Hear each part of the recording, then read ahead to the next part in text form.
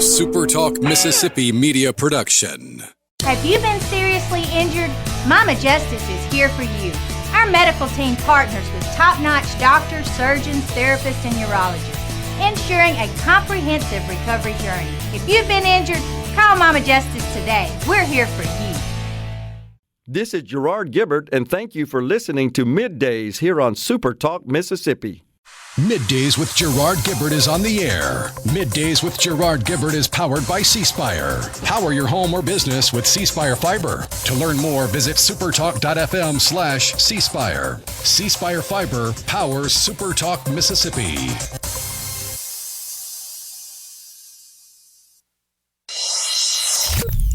Get ready to go beyond the headlines and join a meaningful conversation with people from around the state. You're listening to MidDays with Gerard Gibert here on SuperTalk Mississippi.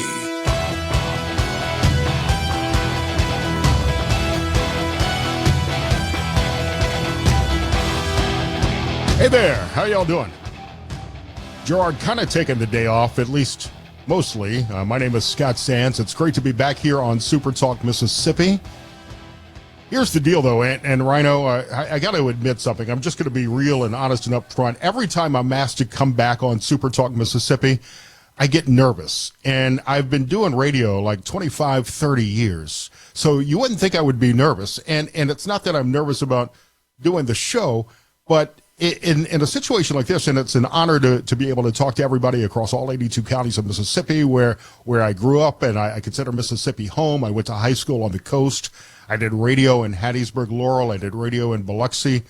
So I consider Mississippi home, and it's a lot of fun to be back on the radio in Mississippi. But you've got people like Gerard who do such a great job. I was listening to as much of his show yesterday from the White House as I could, and Richard and the legends that have been on SuperTalk Mississippi.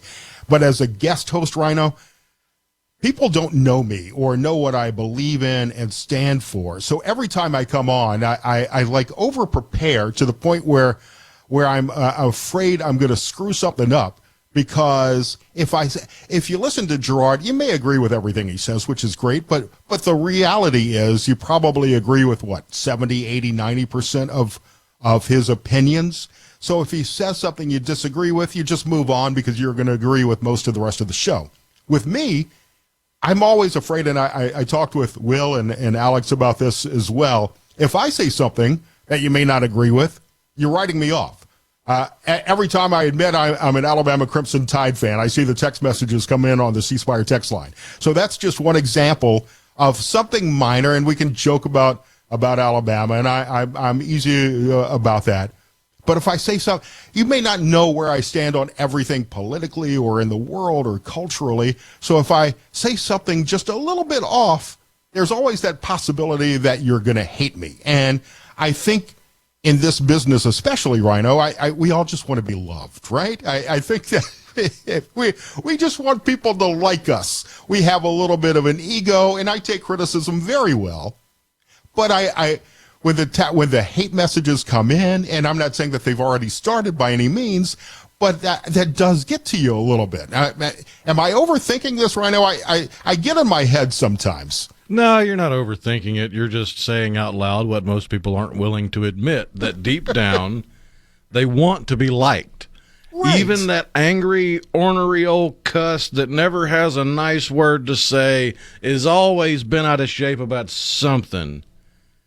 Deep down, he wants to be recognized for something he's done or achieved, or he wants to be liked. There are very few people on the planet that genuinely enjoy animosity. And look, I love a good argument as much as anyone.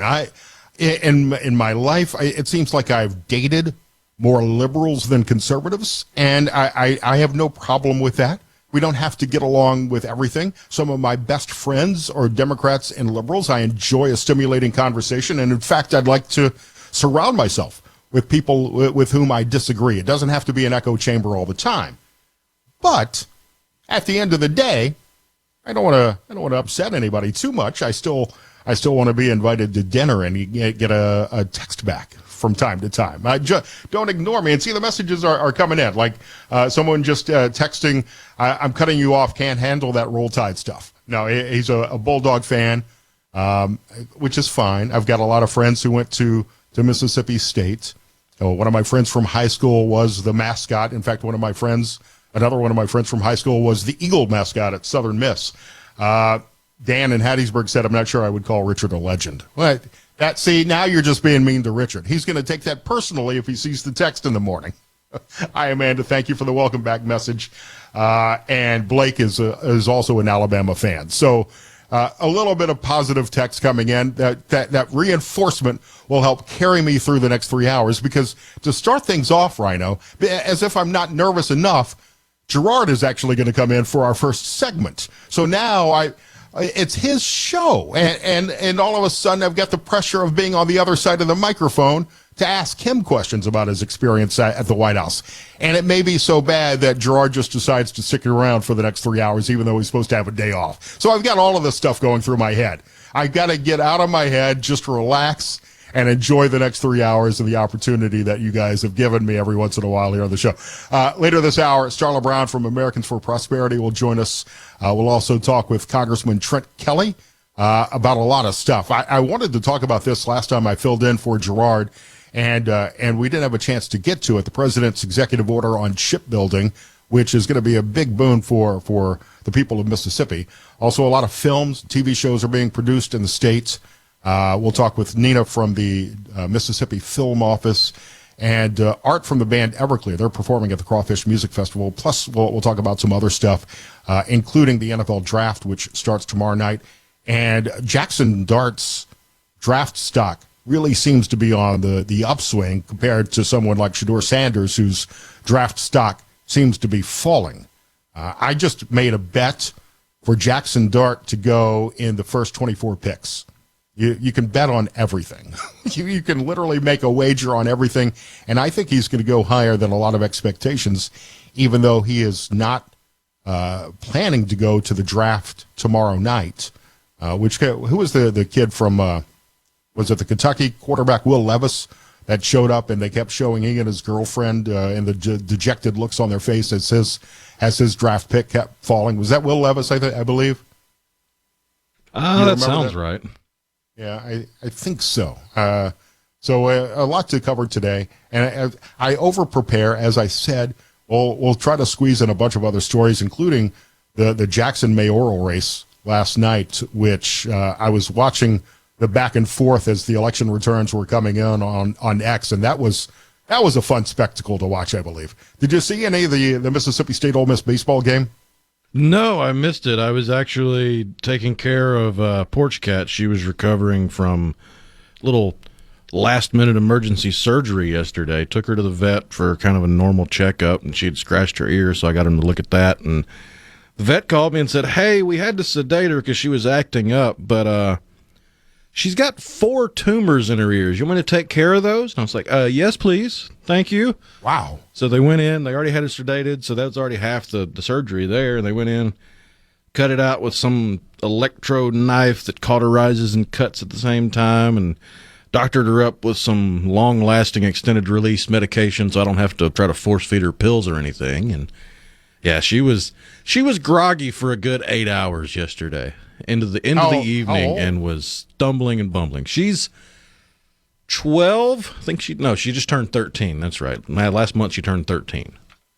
By my side, if you're watching the video stream on supertalk.fm, I've got my in-studio producer, Tiger the cat, who at some point I'm putting the over-under on around hour 1 and 15 minutes. We'll jump on the keyboard, screw everything up. That's my over-under on when the cat decides he's had enough listening to me and decides to go off and get some food. That's usually the way it goes sitting in here. So I'm a cat guy, something I never thought I would. This is one more thing I'll tell you about me on a personal level without the political stuff. I never thought I would be a cat guy.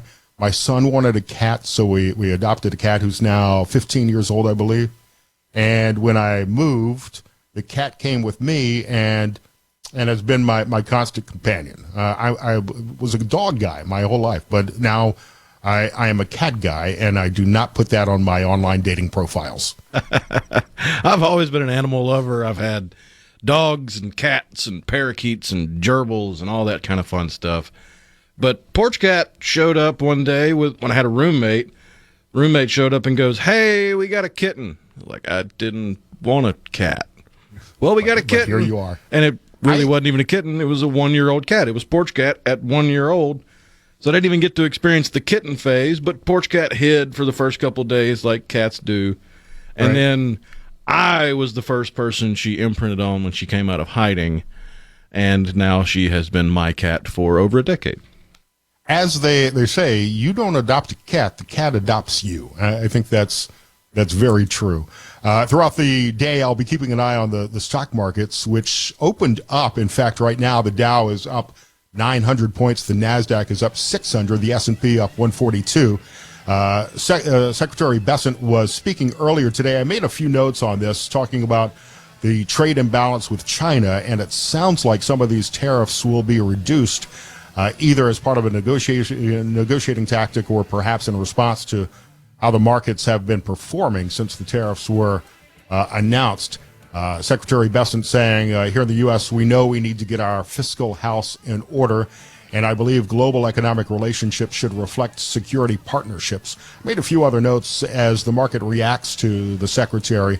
I'll chime in with how some of his comments may be moving the markets today, but a lot of the sectors are green, including the Magnificent Seven.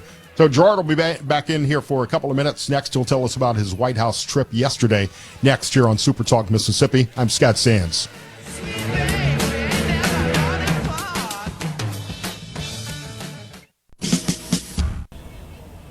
This segment of Middays with Gerard Gibert is brought to you by Covington County Hospital in Collins, where your health matters.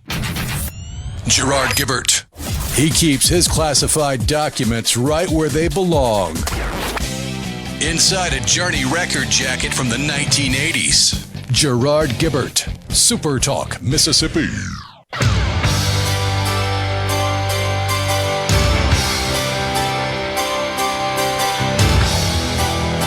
This is Middays with Gerard Gibert.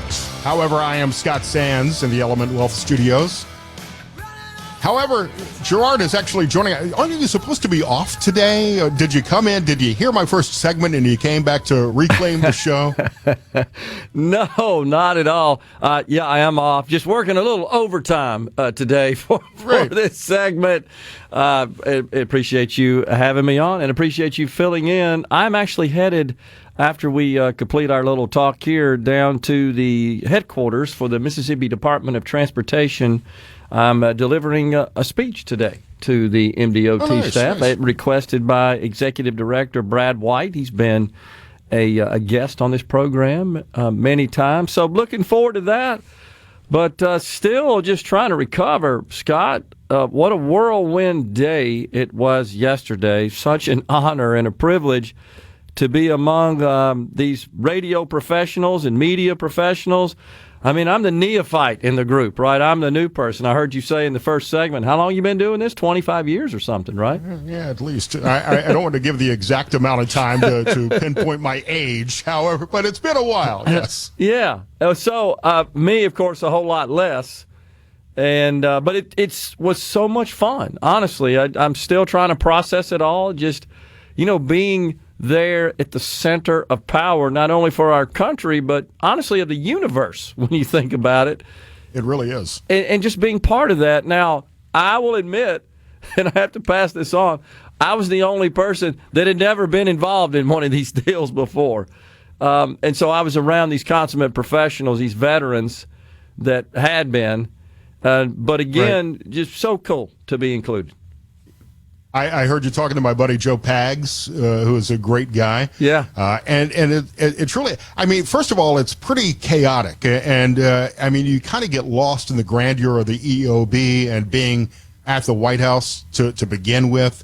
And you've got all of the spokespeople and cabinet members roaming around, and you're trying to grab interviews in a couple of minutes with as many people as you can. And it can get kind of overwhelming while you're still trying to focus on doing your radio show. Yeah, it's absolutely true. So your buddy Joe and had a great time visiting with he and his daughter, who handles the technical part of the production for him, for their team. He was right next to me, so I had a chance to talk to him quite a bit. You're absolutely right. It is somewhat chaotic in that respect. The White House Media Affairs Director, Bryn Jeffers, who's the one that invited me, she did just an incredible job, she and her team, coordinating all this, orchestrating it all. But, of course, they said bring extension cords, because you're in this room. And as you know, the EEOB was built back in the 1800s. There's not like there's outlets all over the walls. That didn't happen back then. You're running out to a generator somewhere on the front lawn. So it's raised flooring, with all the power underneath.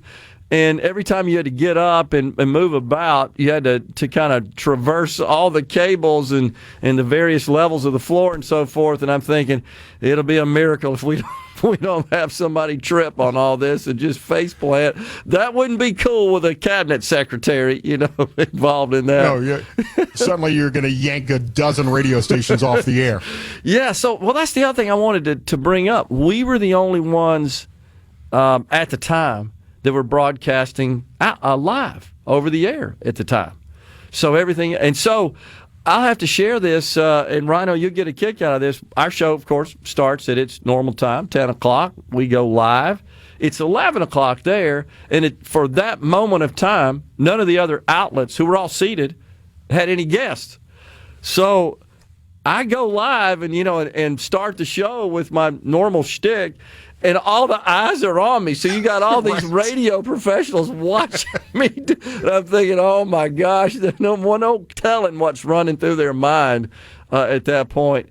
But see, you can relate to the pressure I was talking exactly about. The pressure, the nerves that I get every time I'm asked to fill in for you. Now all of a sudden you've got all these other radio people watching you and judging you. And that's exactly right. It's all very awkward. I remember doing one of the Republican debates, and it was a similar situation. I was the last one on the air live, so I've got 50 other journalists sitting there listening to me do my silly little stories. And that's exactly right. And of course, I'm trying to keep my eyes off of them because I know they're all looking at me. And I'm trying to talk as relatively low volume, but as you know, you're crammed in this small room, and you're like 3 feet away. Poor Houston, our engineer, Rhino, he was set up. We were at the end of a table where two tables meet. It's kind of a U-shaped arrangement, and so we were kind of in the corner, and Houston was opposite me, in the corner of two tables. And at one point, Scott, he had White House Press Secretary Caroline Leavitt to his right, and Kevin Hassett, the Council of Economic Advisors head, to his left. And I'm trying to take all this in. They're like 4 feet away from me, and Houston's sandwiched between them, trying to be irrelevant, So, and then Secretary of Homeland Security Kristi Noem, Linda McMahon, Education Secretary, made an appearance as well. Doug Collins runs Veterans Affairs. I got to meet him. Just fantastic people. And all people who were pulling the train, shall we say, the wagon in the same direction, and really do understand this president's agenda, and they understand the importance of doing their part to execute it. So I'm sure you'll have a ton of stories tomorrow when you're back on your regular time doing your regular show. But did you have a chance to get out in D.C. at all? First of all, even if you just saw the EEOB, I mean, that's just such a grand building with the high ceilings, and I think it was built in the late 1880s. Yeah. It's just a historic building. It's gone through some renovations. There's some historic meeting rooms available there.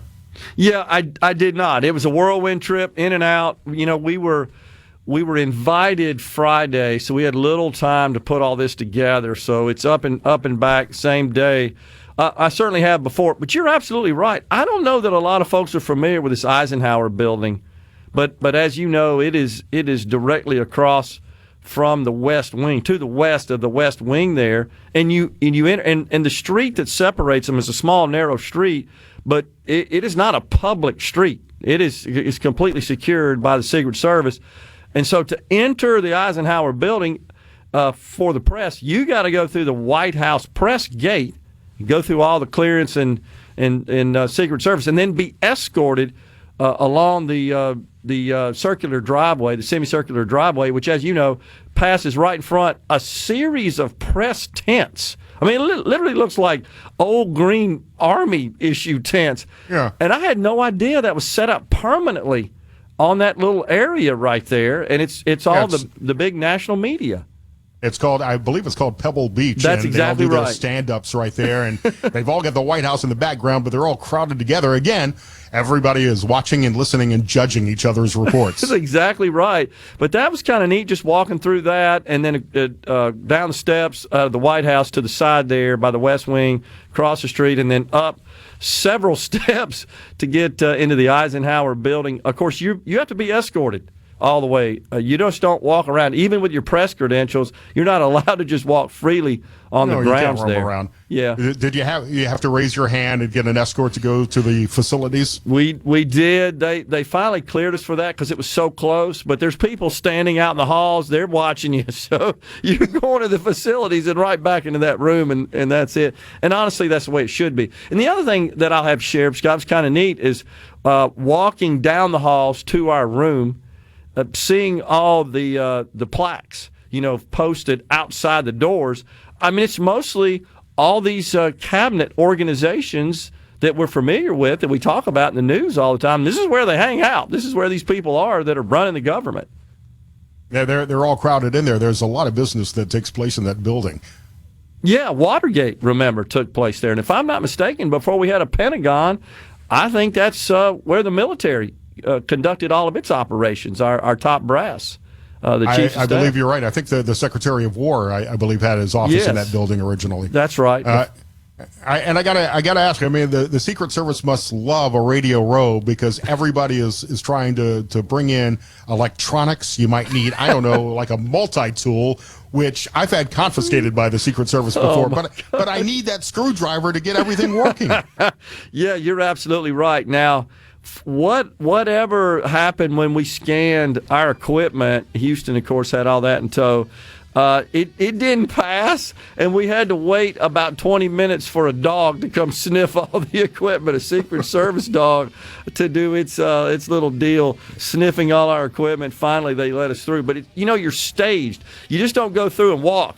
You get staged to here, and you wait, and you get staged to here, and you wait. And honestly, you want it to be that way. I'm not complaining. I'm just sharing what it's like to go through that process, which is why we had to be there at 8 o'clock to get started at 10 Eastern Time. Appreciate you having me on, Scott. You look less sketchy than I do. Look, I promise I'll wear a tie next time you ask me to fill in for you. All right, appreciate it, man. Thanks a lot. Gerard will be back tomorrow at 10 a.m. here on Super Talk Mississippi. Starla Brown from Americans for Prosperity of Mississippi will join me next here on Super Talk Mississippi.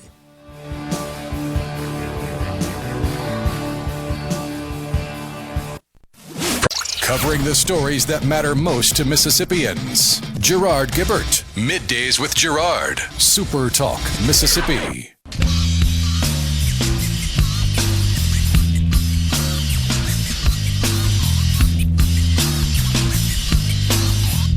Thank you so much for having me today. My name is Scott Sands. You can find me on X at Scott Sands Media or the Scott Sands Show on Facebook in the Element Wealth Studios for Gerard Gibert today. And by the way, Rhino, I received a surprising number of Roll Tide comments on the C Spire text line.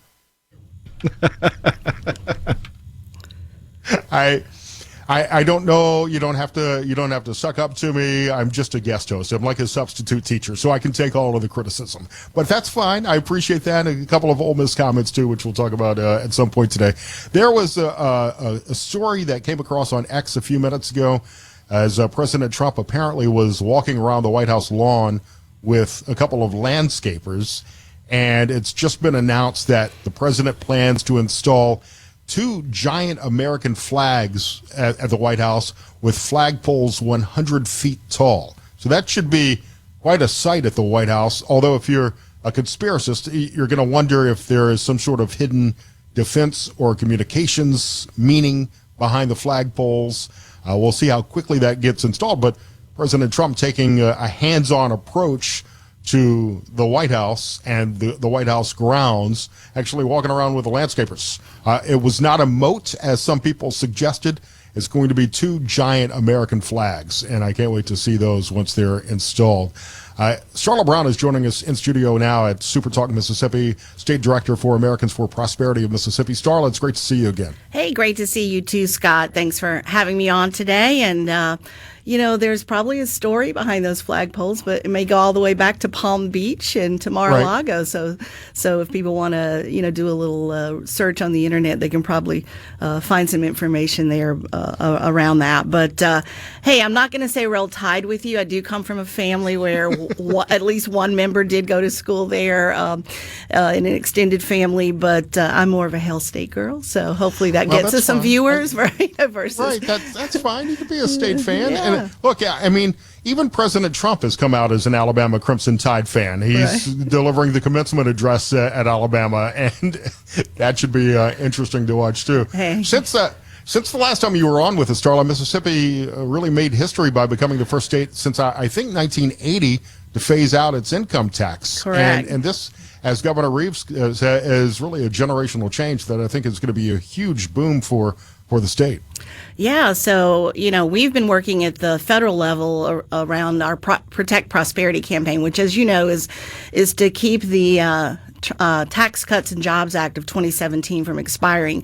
So when you combine that type of philosophy with what's happened in the state, that's going to be a win-win, literally, for Mississippians as we work to get to a complete phase out in about 2031. There's some triggers in there that come into place after that. I know there was a little controversy about that, but for the most part, that's something that if we saw needed to be adjusted, could be. We supported triggers being part of that legislation because we want to phase things out, but we don't want to go so fast that we make the budget unstable, or go so slow that we don't see the phase out go the way it should.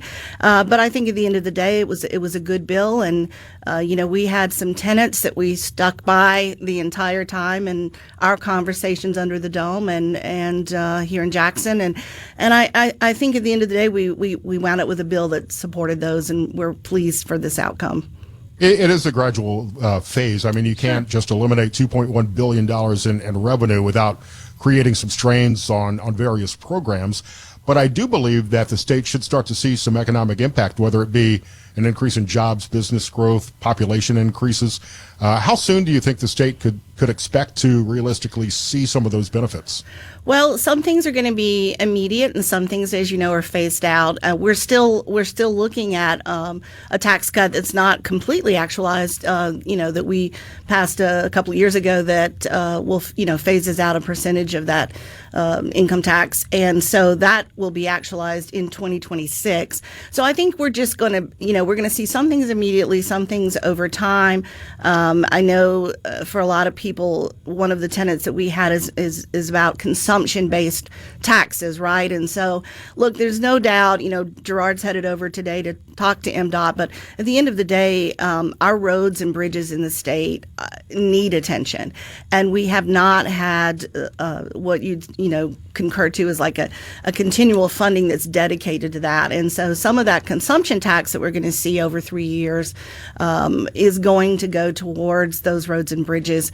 That also helps us not just for the reasons of like we want to, for someone like me who travels a lot throughout the state, I'll pay a little more. That's okay. I'm happy to do that because infrastructure is a proper role of government, and we need to, we need some repairs. And I can see it. I've hit some potholes I was not sure I was coming out of, especially in the city of Jackson, right? I clipped a story about the hellhole in Jackson, which is apparently just a massive, I don't know if it's a sinkhole or what, but it's a giant pothole. Yeah, I've seen a little bit. I didn't track that story probably as closely as you have, but I have seen that. I remember when I first moved back to Mississippi, having a conversation about a school bus losing a tire in a pothole, and I'm thinking, wow.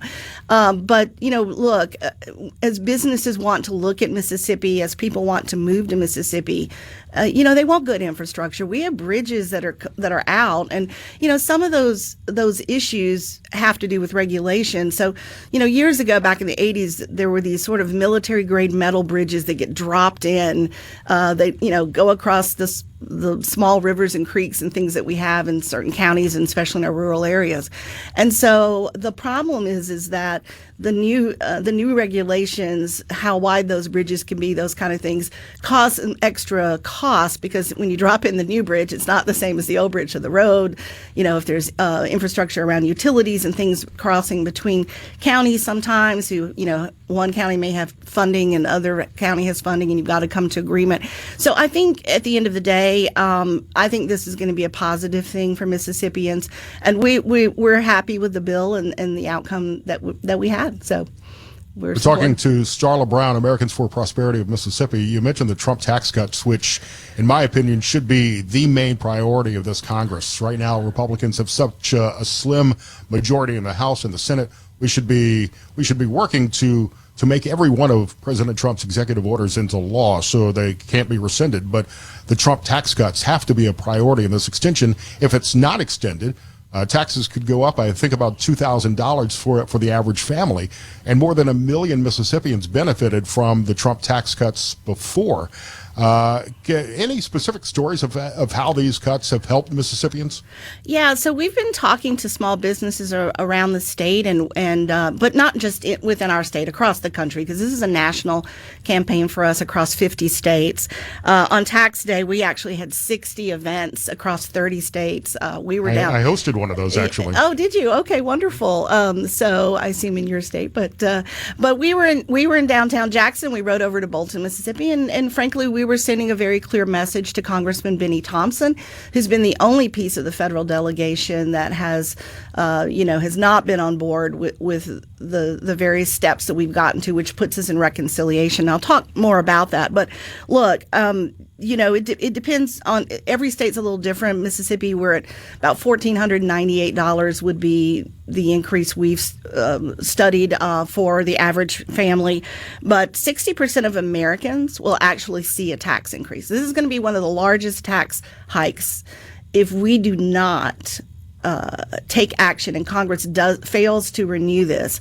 I think one thing that people tend to forget about the Tax Cuts and Jobs Act, and I was around for the 2017 campaign that we worked on as an organization to get to that piece, and there were inflection points where we, there was, 2 steps forward, 1 step back. And we don't want to see that now. The momentum is there. We need to move forward with this reconciliation package. And one of the things that happens when small businesses see a tax increase, things like hiring more people, innovating, growing or expanding their business are all things that they have to reconsider.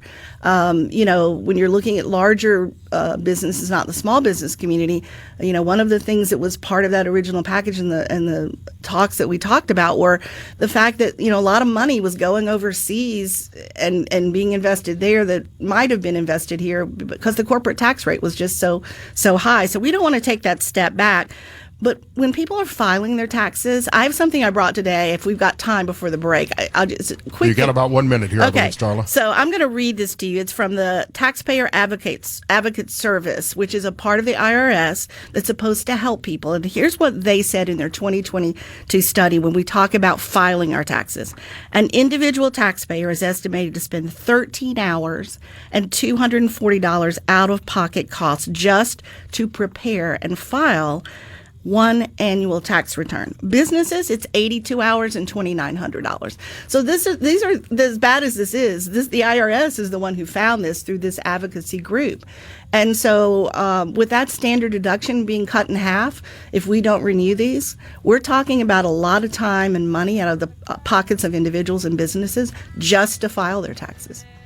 If there's one thing that could unify our country, it would be abolishing the IRS. I think that's something just about everybody could get behind. And look, with these tariffs, I acknowledge the fact that prices are going to go up in the short term unless a lot of deals are struck quickly, and that makes it even more imperative to extend these Trump tax cuts. Starla Brown, Americans for Prosperity, can you stick around a minute, spend a couple of minutes talking about education in the state? Sure. C Spire text line is open. See some great comments coming in to extend the tax cuts.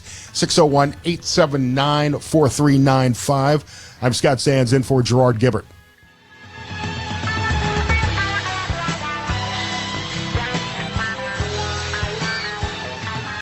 Catfish, hush. Days with Gerard. Good for America. Good for fans of justice and truth. Good for us. SuperTalk Mississippi. This is what we stand for.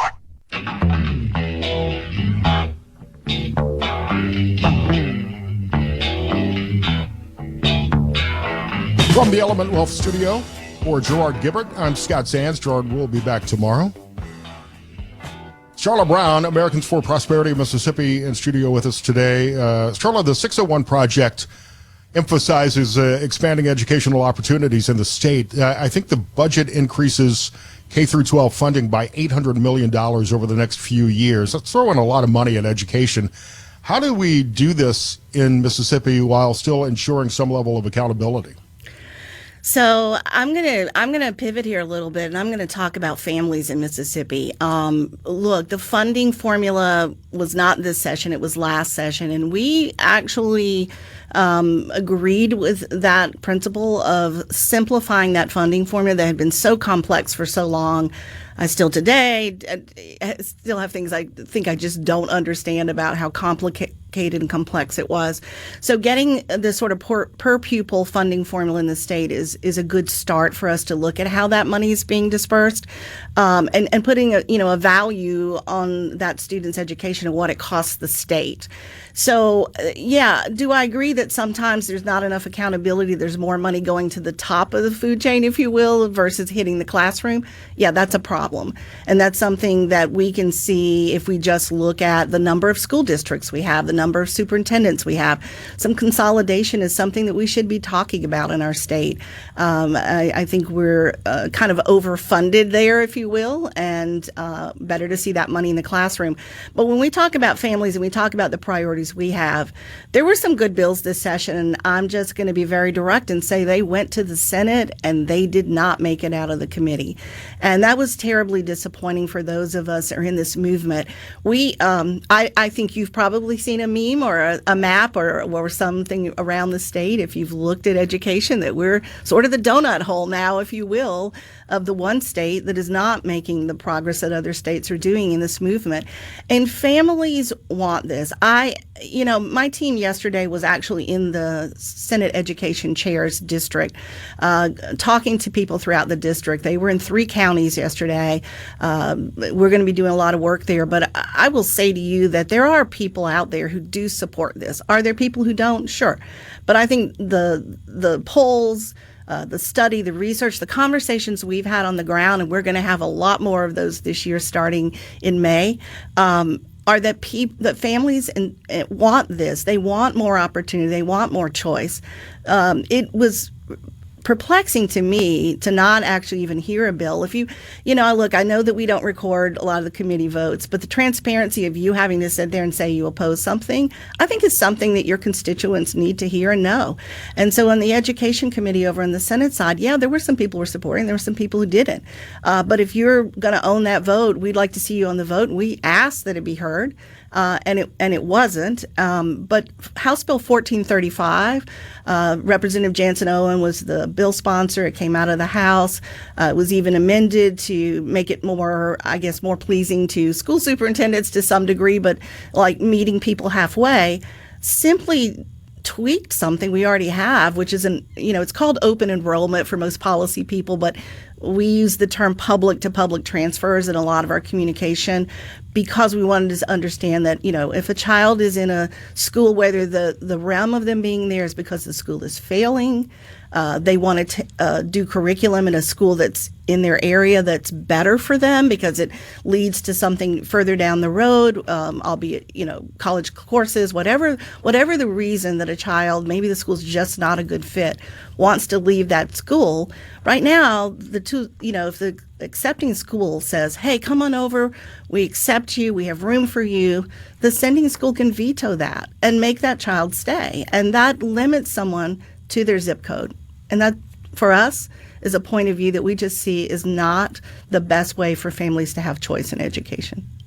That said, the state of Mississippi has made tremendous strides in improving education scores. But if you're starting at the bottom, I mean, it's easy to go up. That said, as we're seeing on the C Spire text line right now, educational freedom is the most pressing issue in the state right now, and a lot of people seem to support that.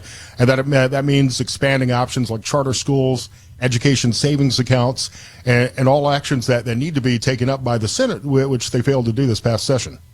Yeah, exactly. And so, I think for us, we're a grassroots organization, bar none. That is what we do, and that is a big piece of our strategies across the state. But I can tell you that we're taking this message very hard to the streets, and so whether it comes up in special session, we would love to see the governor address some of that, or whether it comes up in 2026, we're going to continue to fight for families in the state and for students. Yes, when you talk about those strides in the testing, have we come up? But one of the things I say to my team all the time, they can tell you if they were all here in the studio, if you give, I'm just going to throw out like 40% and 60%, they're arbitrary numbers. But when you throw out 40% or reading at this level or math or whatever, I always say, what about the other 60%? Because every kid matters. Starla Brown, Americans for Prosperity, State Director for Mississippi. Starla, where can people find out more about the 601 Project? Yeah, so you can follow us on Facebook. You can follow us there at Americans for Prosperity Mississippi. You'll see a lot of articles, a lot of information. Our 601 blueprint is, there's links to it. We're happy to share that with you. And we have been sharing it around the state, as we have with our lawmakers, but also with the individual citizens. So we're going to continue on, and we'll hopefully be adding some new things to that as we've accomplished some things this year. Starla, great to see you again. JT Mitchell from SuperTalk Mississippi News will join us next hour. Hour of Middays with Gerard Gibert is brought to you by the Mississippi Business Journal. Visit msbusinessjournal.com. Scott Coopwood, publisher and president. And now, the talk that keeps Mississippi talking. That's what I like to listen to. You're listening to Middays with Gerard Gibert here on Super Talk Mississippi.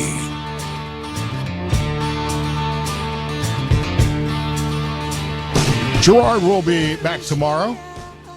My name is Scott Sands. You can find me on X at Scott Sands Media in the Element Wealth Studio on Super Talk Mississippi. A lot of messages coming in on the C Spire text line after Starla's appearance and talking about educational choice. They all pretty much say the same thing, that school choice is a win for freedom, and it's great to talk about that. You would think that with this kind of public outcry that the state Senate would act, yet they're continuing to drag their heels on that issue. JT Mitchell is joining us from Super Talk Mississippi News.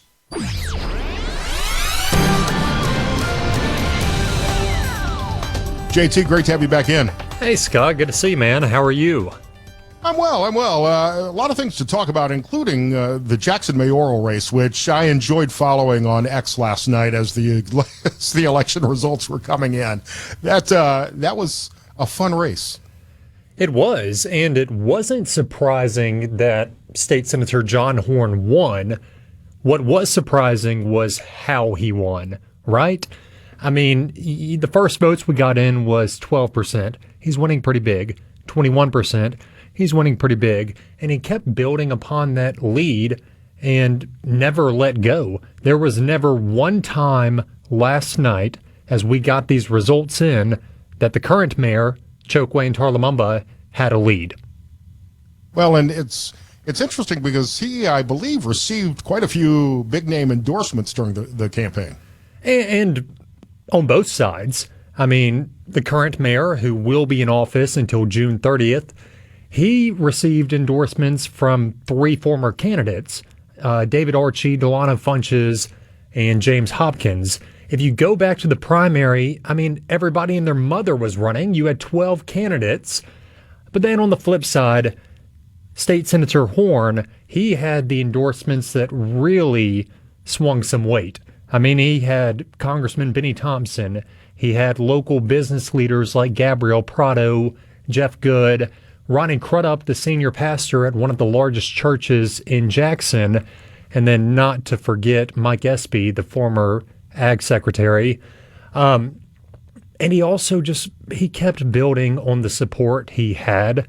I mean, he received over $100,000 in campaign donations in the 3 weeks between the primary and yesterday. Now, how much did the mayor raise? I wish I could tell you. He did not turn in his campaign finances, so I have no idea. He did say in a press conference that he hasn't raised much, if anything. But either way, everything fell into the right places at the right times for the current mayor of Jackson, Mississippi, to lose his position. So, in all honesty, I had not been following this race or what had been happening in Jackson politics until I began to sit in here on SuperTalk Mississippi. But now that this runoff in this primary is over, going into the June election, it could be chaos again because there are several independent candidates who didn't have to go through the primary system, and they could skew the election results one way or another. That's true.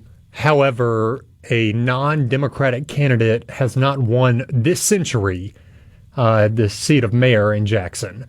You do have some independents. You will have a Republican. The presumptive nominee is Kenny G. But, I mean, there was like 150 votes in the Republican runoff yesterday compared to around 20,000 in the Democratic runoff. I mean, John Horn is likely. I am a betting man, and I will bet that he will be the next mayor of Jackson. And there's a lot of work to do. You know, he did and he'll keep campaigning, don't get me wrong, but he so far has done a tremendous job of capitalizing on the current issues facing the city that I call home, right? So I'm not saying this from an outsider's perspective. There has been a history of potholes, of dwindling infrastructure, of a lackluster water system that is now under federal receivership. There's blight. There's a need for more economic opportunity. And we haven't seen much growth in those realms over the past 8 years with the current mayor. He's done a great job of capitalizing on that, and it did not hurt that the current mayor is currently facing federal bribery and conspiracy charges. I can only hope that the fireworks and council meetings continue, because I saw some great videos on social media last night. As you talk about the potholes, JT, have you personally seen the hellhole at Denver and Long? I saw a picture of it yesterday. And there's many examples of that.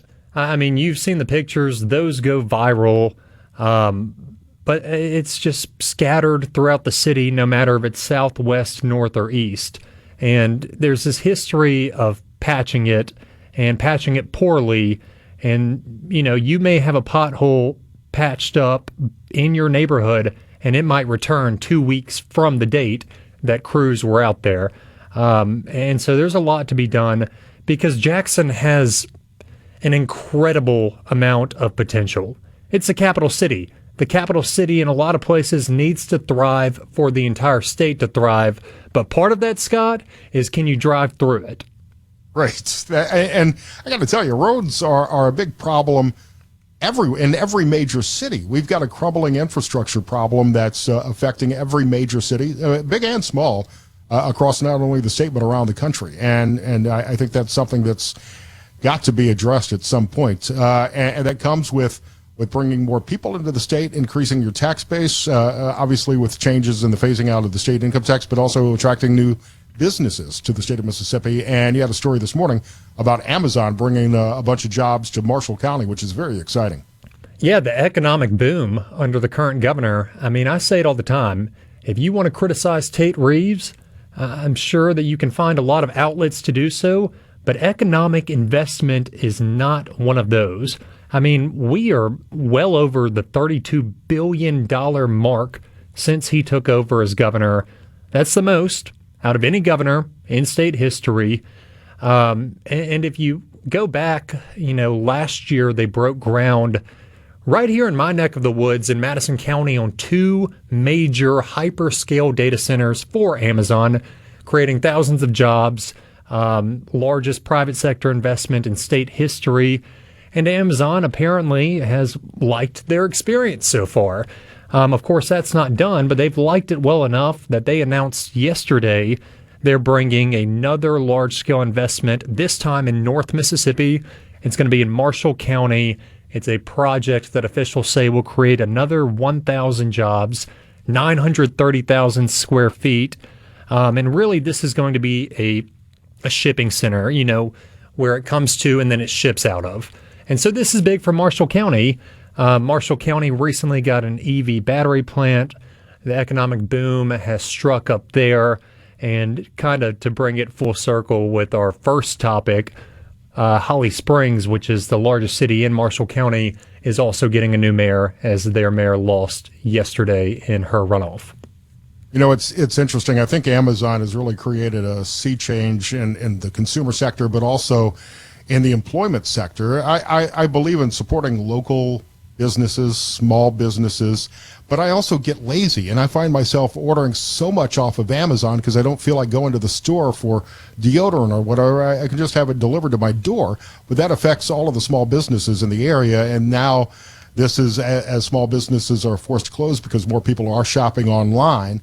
At least some new employment opportunities are coming to the state to fill some pretty good paying jobs. I mean, that's absolutely correct. More and more people are buying online. And so what do you have to do? You have to adapt and thrive. And in our situation, it seems like the state is adapting and thriving by saying, oh, everybody's going to Amazon. Let's bring Amazon to us. JT, one lighter story. American Idol, which is a show that I admittedly have not watched in years. Oh, come on, Scott.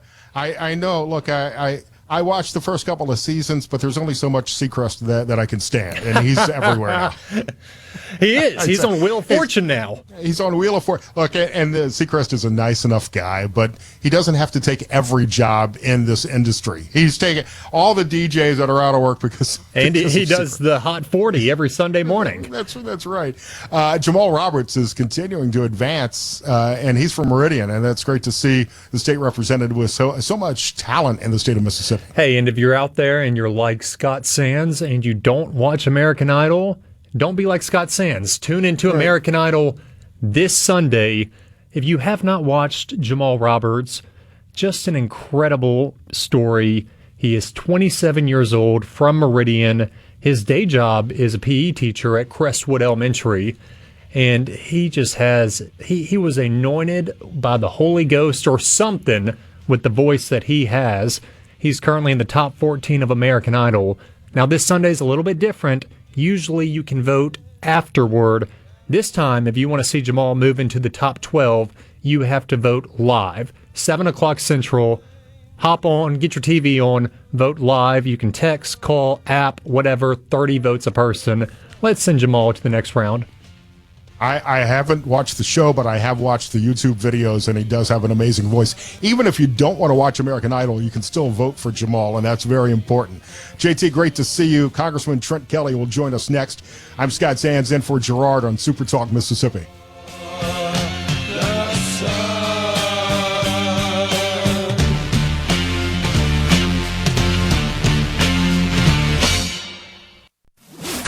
The talk that keeps Mississippi talking. We're rolling. Hit it. Go. Play it.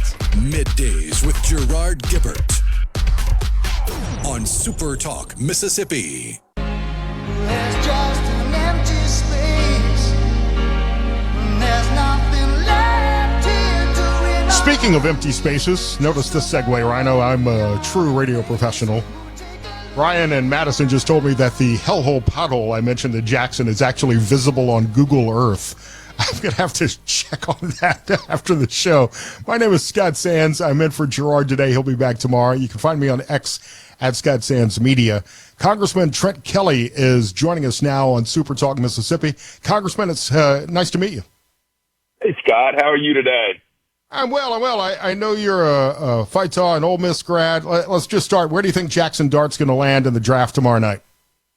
Oh, wow. I don't know, but, there's a lot of stipulations somewhere in the first round, maybe the second, but it'd be great if he went to the Saints. That would be good for all of us around here, and they seem to be one of the teams that's in play. Yeah, I think there's growing interest in Jackson, and I hope he does well. We'll talk about the draft a little bit later on. I want to get into a few things, something I've wanted to talk about the last couple of times I've filled in for Gerard, and that's shipbuilding. But first, I want to get this out of the way. You're on the Intel Committee in the House. Pete Hegseth continues to come under fire over all these signal chats, as well as some other White House officials. Any concern on this? Is this just an attack on Pete Hegseth, or is there a legitimate concern here? Well, I think a little bit of both. Number one, I think both of those happened at the same time. And what got me the most is this Atlantic reporter got this thing, and he sat on it for 2 weeks and waited right till open hearing that we had on the Intel Committee to break it. So that shows you right there that there is obviously a targeted attack, which they've started on Pete from the very get-go. So and this other one happened at the same time and was leaked. So, yes, poor choice to use that venue. Shouldn't have done it. I've seen the stuff. To me, there's nothing classified. It was improper. It was maybe not the smartest thing to do. It definitely is something that shouldn't have been done. But that being said, I don't think there's any damage. And I think we're talking about the same event, just two different sources on signal. And I would vouch to say I doubt that Secretary Hegseth uses signal again as a form of communication. Right. It's probably off of his phone now. And look, I think the legitimate concern is that if this was an approved form of communication, knowing what we know about Signal and China's dominance in telecom. And I get it. If you're not sharing classified information, it's one thing. I have a Signal chat actually with Vice President Vance. I knew JD before he ran for the Senate, and all we did on Signal was exchange political memes. So there was nothing classified in my Signal chat with the Vice President. Yeah, I just, listen, that is not an authorized form of communication for anything that is sensitive in nature, whether that's talking about anything in the Department of Defense, operations, plans, any of those things, whether classified or not. So hopefully they have shifted away from that. Like I said, this all happened in one event. Now, I'm sure it happened before then, but since then, I would be shocked if anybody chose to use that as a venue to communicate on official business. And we have more secure lines of communication for that classified information that I'm sure they're using now. Congressman Trent Kelly here on Super Talk Mississippi. You co-introduced the Ships for America Act, which follows up on the president's executive order on shipbuilding, and this is going to be great for the state. Yeah, actually, we dropped this last year, and then we dropped it again this year, working with Senator Mark Kelly, also working with Senator Todd Young out of Indiana. And then we've got Rep. Garamendi. So, listen, we've gotten behind China. We used to be one of the greatest maritime nations of all. And if you look at the empires over history, whether it's the British Empire or anything else, they've had a great Navy. And so we have to have a great Navy. And it's more than just the military Navy. It's the shipping and the shipping lanes and the logistics. So we have to reinvigorate our shipbuilding across America. And we've just got a lot of atrophy. And the SHIPS Act is one of those things. And we're working with the Senate, the House, and work with the administration. And so hopefully we can get this done to reinvigorate our shipbuilding industry in the States. I forget the exact number, but I believe China's Navy outnumbers the U.S. Navy by at least 50 ships today. And I realize that our Navy probably has better technology, but this is just a crucial part of our national defense. It's building China more right carriers, more carrier task force. China is building more in one shipyard right now than we are in the entire nation. I mean, we have 80 U.S. flag vessels in international commerce, and China has over 5,500. So it's not just the military Navy. The military Navy, I trust, will hold our own.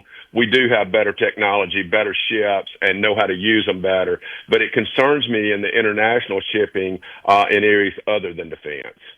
And we need to protect the maritime lanes, as you mentioned. And what can Bollinger, what can Ingalls do to help in that regards? Well, I think they're already doing all they can. They're actually some of the top of the game. And when I speak of Ingalls, I'm talking about Ingalls in Mississippi.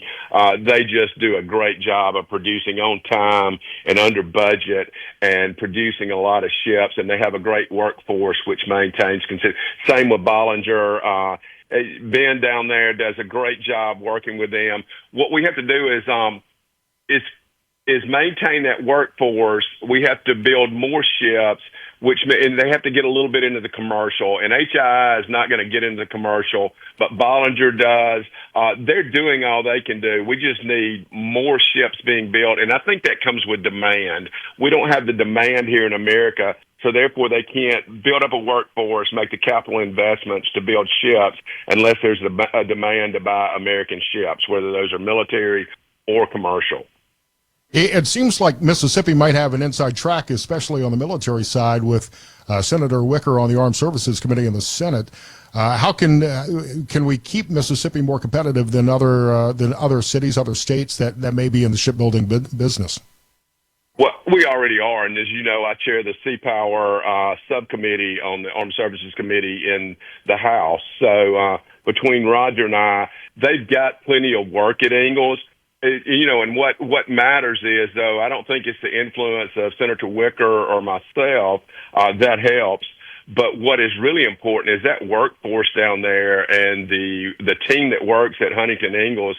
Like I said, they're on time, under budget, or ahead of time, and that's why they continue to get ships. You also have down in Mobile, and so we will continue to but it's the workforce down there that makes a difference. The workforce in Mississippi, we just have some of the greatest employees in the nation.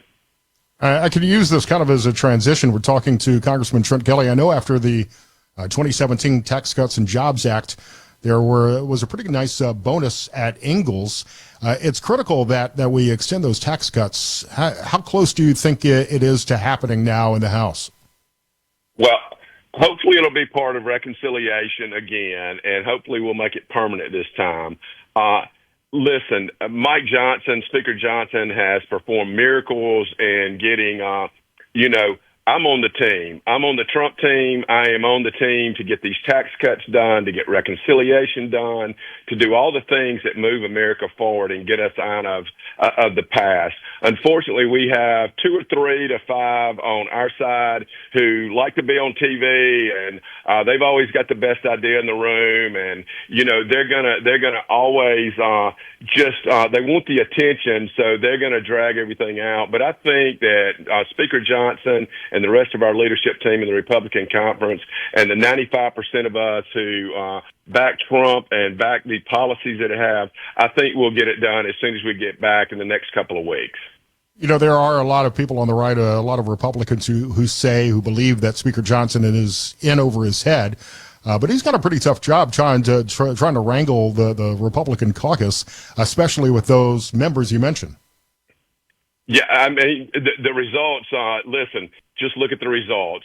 Every time that we have a bill come up is he can't do it, he can't get it done. It started with he can't get reelected speaker. It has been the budget that we got done that no one said we could do. Everything that we've done is a 1 or 2 vote margin, and they're working overtime. And here's the thing about him. He's a man of faith. I don't think the power for him to do what he's done rests in himself. It rests in the power that he trusts in God to deliver those things. And then he works relentlessly, and he's just a great leader up there in getting things done. And like I said, they're not always pretty. Watching the sausage made is never pretty, but it tastes good when you cook it. Especially with such a slim majority. We've got less than a minute here, Congressman. Do you expect any pushback on raising the debt ceiling as much as has been proposed, and new talk about increasing tax on the wealthiest tax brackets? Yeah. The debt ceiling is always a tough one. I don't like voting for debt ceilings. Most of us don't, but President Trump needs this to enact his agenda. And listen, at the end of the day, we've got to get this done because America does not default on its bills. And that's the 2 options. Either do a debt ceiling increase or default on our obligations. And I just refuse to default on our obligations. Congressman Trent Kelly, keep up the great work. Thank you. You have a great day, Scott. C Spire text line open at 601-879-4395. I'm Scott Sands. I'm going to share a personal story related to something I heard Lane Kiffin talk about on a podcast over the weekend, next year on Super Talk Mississippi.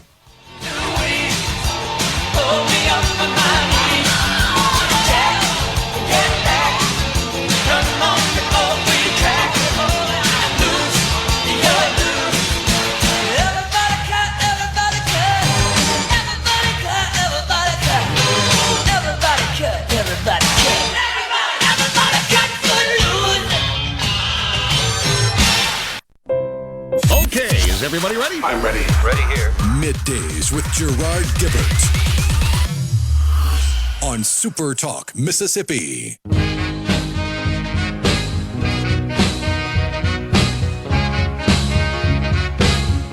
How y'all doing?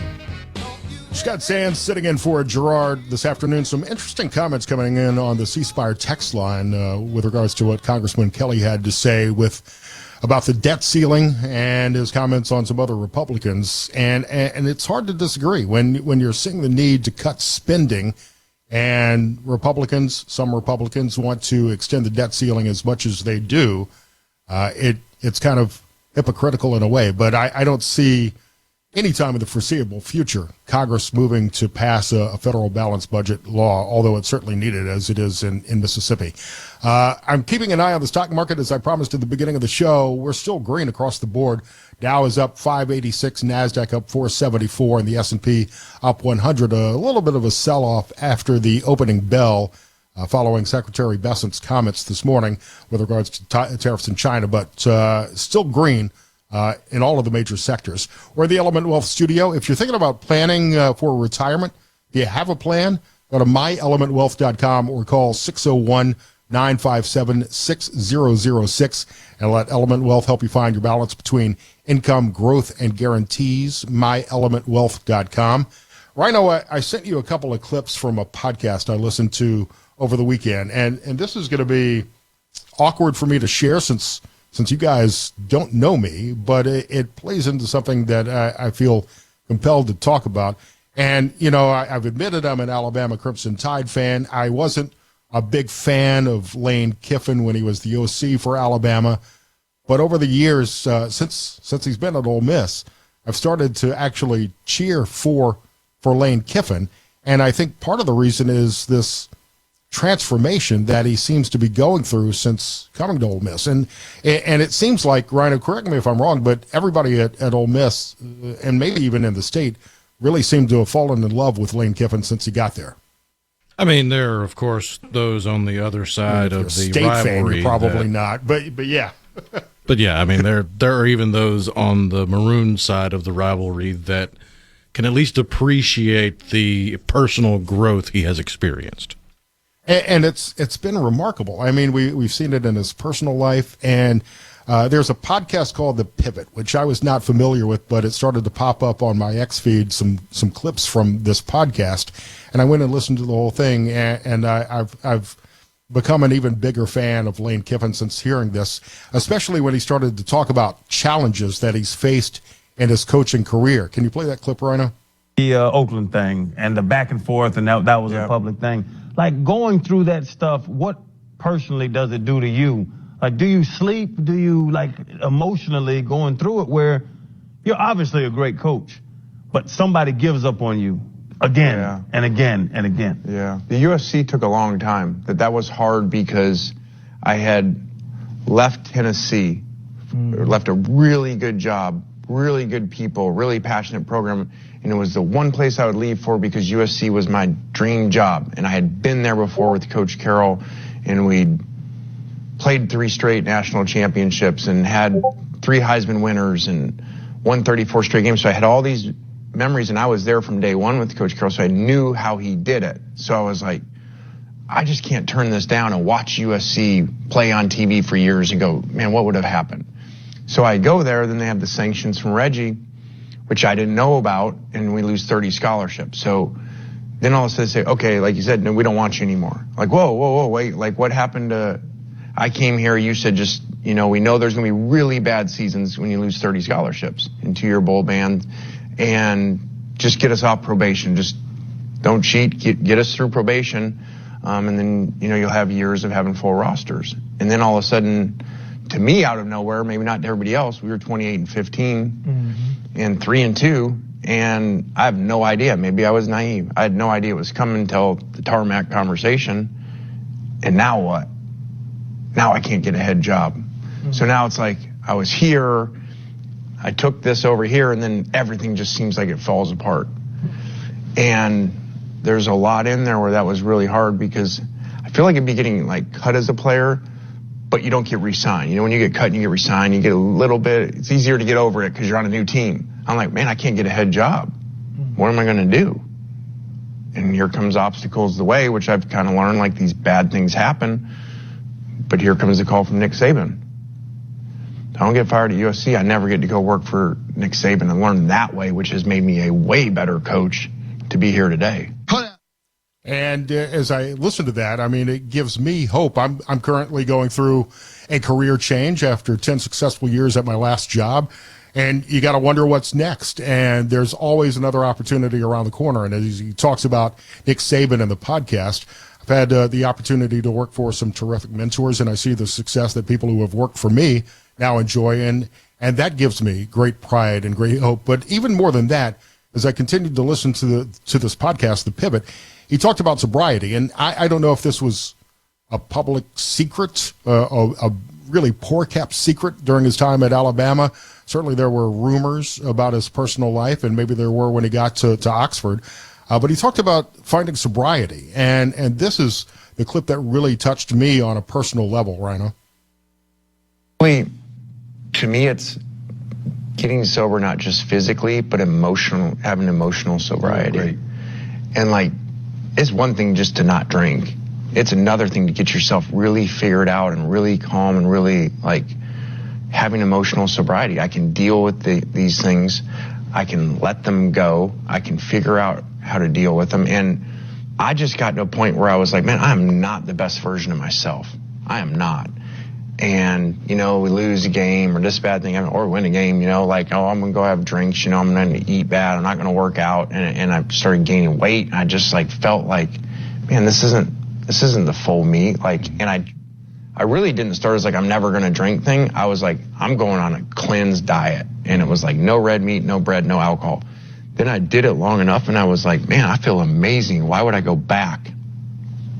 And now it's 4 years without drinking and working out all the time, eating really well. And it's just, I'm the best version of myself.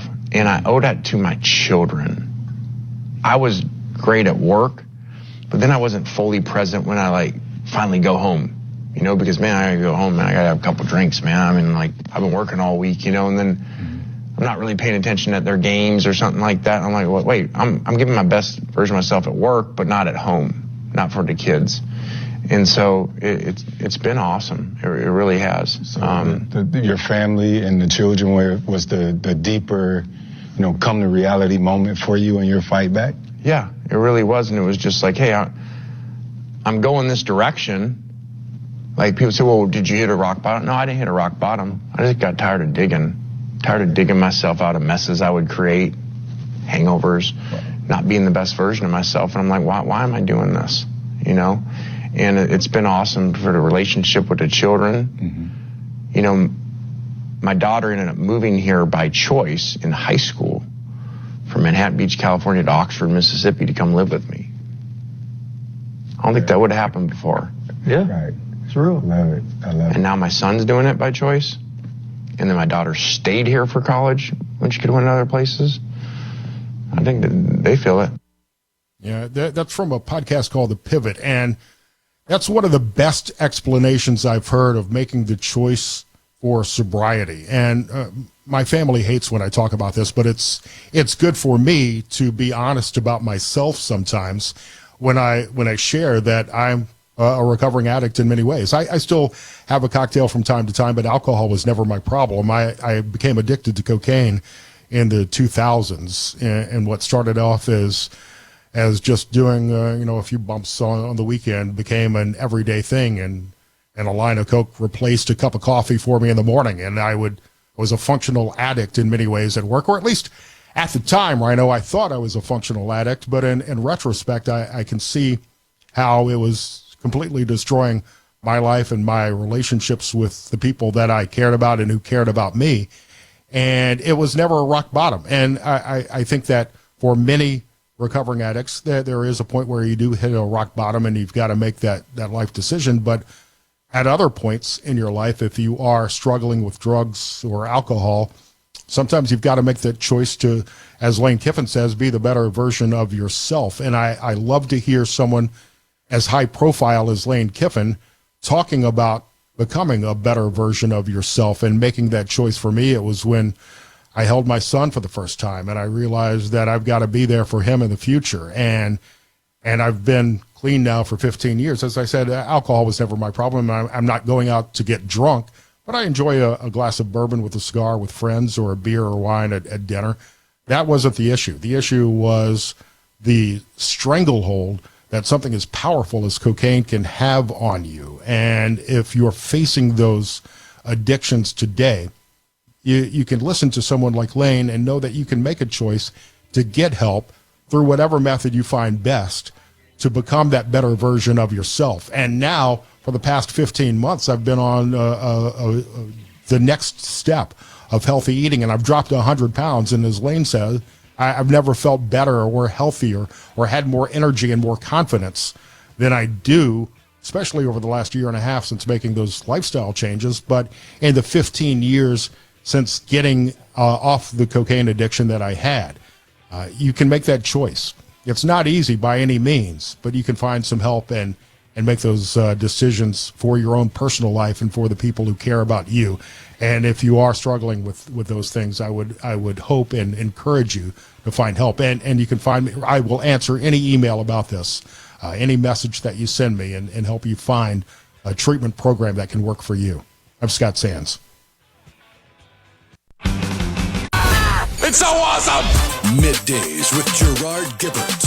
Come on, let's get on with the show! On SuperTalk, Mississippi.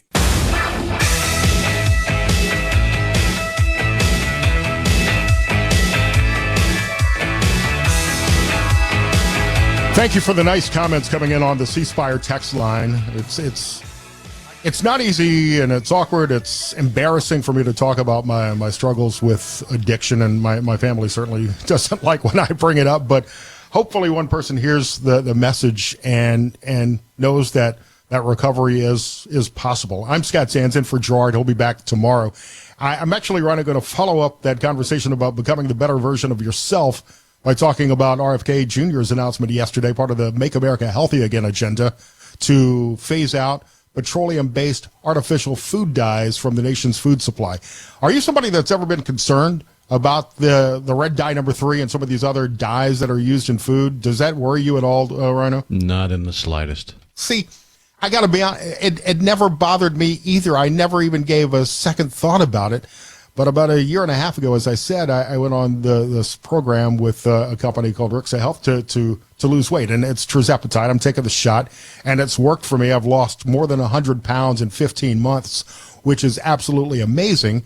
And I kind of plateaued a couple of months ago, and the doctors I work with started to do a deep dive into what I was actually eating. And I don't always make the best choices. I'm a single guy. I do like to cook, but I don't cook a lot because it's a pain, let's be honest, especially cooking for yourself. I don't want to get into the whole meal prep thing. So they've got me eating more protein, and went through a list of alternatives that I could pick from, and really got me started to think about the ingredients in some food products. And there is the fact that these dyes are based on petroleum, and we're putting this in your body. It's nothing that I ever would have considered before. But as you're talking about buying more organic and natural products, I've started to look at ingredients, and I never thought I would be that guy. I mean, do you ever look at the back of something you're buying to see what's in the food?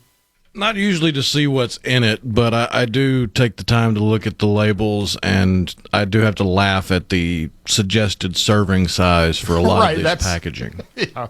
A bag of chips, your suggested serving size is 3 potato chips. There are 10 servings in this bag. Okay, I don't know what planet you're from, but I'm going to sit down and eat 3 of these small bags. Yeah, it's wild, like a pint of ice cream. A pint of ice cream should be, like, you should tell the serving as a pint. If you eat less than the pint, then good for you, but that's a serving. The ingredients are apparently what matters. And I don't know if at my age, at this point in my life, maybe I've waited too long, but they've got me buying organic and looking at apps. I think RFK Jr. mentioned this app called Yucca yesterday, where you can actually take your phone and, if you're in the grocery store, scan the product that you're buying, and it's going to spit out like a grade of how organic or non-organic it is.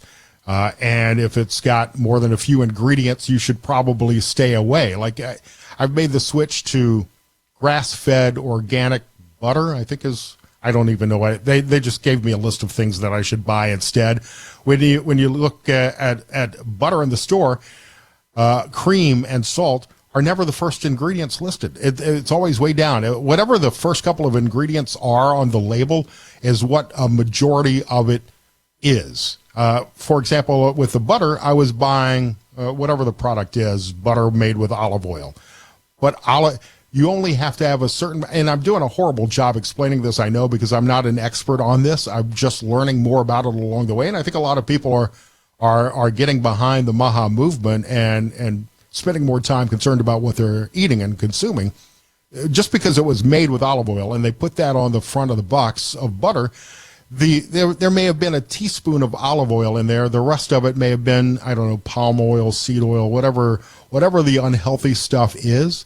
So now, like the grass-fed organic butter is cream and milk, and my doctor's daughter actually walks around eating spoonfuls of butter, and they don't care, which I personally find kind of odd and is not something I would ever do. But I know that some people will put butter in their coffee and other strange things because it's supposedly better for you than some of the other overprocessed foods. We know we've heard a lot of talk about MSG in a lot of products.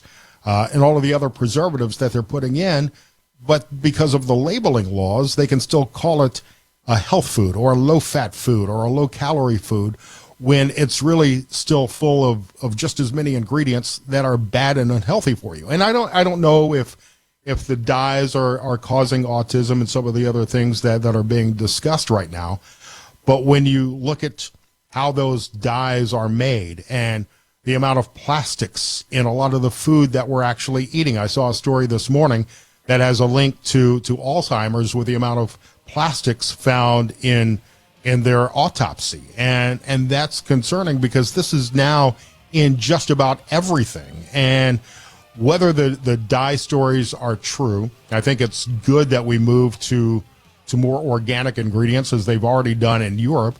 But if you're on this journey to become that better version of yourself, as I was just talking about, then take some time to learn about these more natural organic ingredients and what's actually in the food. And I think it's going to completely change your outlook on the products that are available in grocery stores. I'm not going to evangelize about being organic and eating healthy by any means, because look at me, but make better choices sometimes, and you'll feel better. As I've never had more energy than I've had in the past few months.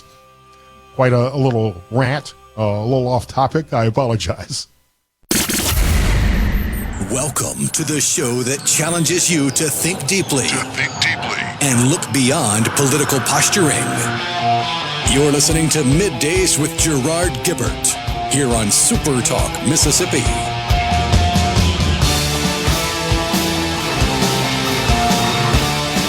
Middays with Gerard continues. He'll be back tomorrow. My name is Scott Sands. You can find me on X at Scott Sands Media. C Spire text line is open. We're in the Element Wealth studios. And Nina Parikh is joining me from the Mississippi Film Office. Nina, it's great to meet you. Nice to meet you too, Scott. Thanks for thinking of us and the industry, the film industry. Absolutely. You know, I saw some pictures shared from friends of mine on the coast last week of John Travolta on the coast filming, and I was a little jealous. This is great recognition for the state of Mississippi to have Hollywood coming to the state. Absolutely, yeah. So John Travolta is here for a project called Cash Out 3, and Cash Out 2 was also done here. It was ended up being called High Rollers. So you can stream that and see that. So he is no stranger to the Mississippi Gulf Coast. We've been very fortunate that the Gulf Coast has been incredibly busy over the last, I would say, decade. Many projects end up there because it is so unique. There are casinos, there are beaches, there are small towns, there are bigger towns, so it can be a lot of different things. It can be a Caribbean background. So there's a project also, there's some smaller projects there on the Gulf Coast. And one of them is doubling a location for a camp in the Dominican Republic. So there's just a incredible diversity on the Gulf Coast, and the communities there are so supportive. The Gulf Coast is really booming. I was trying to think of all of the films that have a setting in Mississippi that were filmed in Mississippi over the years, and you could probably fill in the gaps. I was thinking of movies like The Help, Mississippi Burning, Oh Brother, Where Art Thou? The John Gray, what was it? A Time to Kill, I believe was the name of it. Even going back to the 50s, Baby Doll. I remember hearing about being filmed in Mississippi. And of course, the HBO series True Blood, I think one of the seasons was filmed in Mississippi as well, in Natchez. Yeah. It actually wasn't a full season, so it's deceiving. It was only one. They were actually only here for an episode to establish that they were at a particular home, a historic home. So the rest was actually filmed somewhere else, but it looks like it was here. But we did have a series called Women of the Movement that was on ABC, and they had they were here for 4 episodes, I think 3 or 4 episodes. That was a couple of years ago. In terms of series work, our most successful series is something called Hometown, which is on HGTV, which is one of the bigger shows on HGTV, and they're based in Laurel, Mississippi, and they are in the midst of season 9. So to have a show that lasts that long is incredible, and it changes the landscape of a place completely. I mean, if you think about, I don't know how much you watch home renovation shows, Scott. No, not that many, but I did know the show was being filmed in Laurel. Yeah, I mean, it really changes things. If you go to Laurel now, you're going to see that there are license plates from all over the country. Sometimes it might be hard to find parking. There are people moving to Laurel and to Mississippi because of the show. Laurel, Mississippi, 10, 15 years ago, there weren't very many businesses downtown. Now it's hard to find an empty building downtown. So it really can change the scope of a town and of a jurisdiction with a particular project. Laurel is certainly changing. Last time I drove through, I worked at a radio station, lived in Hattiesburg, had a house I shared with some guys in Hattiesburg across from Southern Miss, but I had a literal camper, a trailer behind the radio station, and I wanted to go see the spot, and the entire exit ramp off the highway was gone. I was like, I don't even know how to get there now. I don't recognize any of this. So Laurel has certainly changed. And how could we forget the unforgettable Hallmark movie? I think it was Christmas in Mississippi.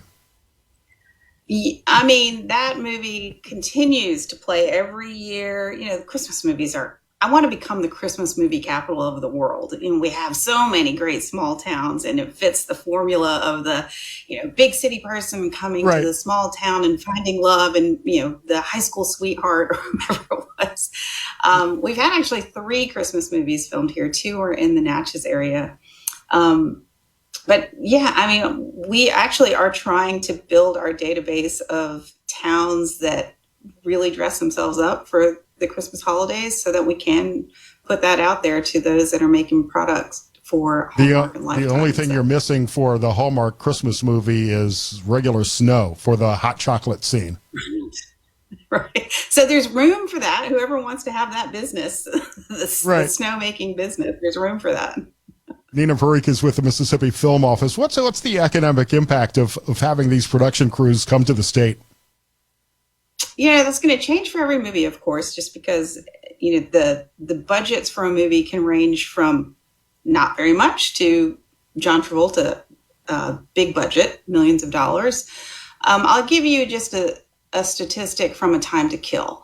When A Time to Kill was here, that was one of the first times that our office really looked at how much money a film spent in a community. And A Time to Kill here was here for many months, and they were spending an average of $250,000 per week.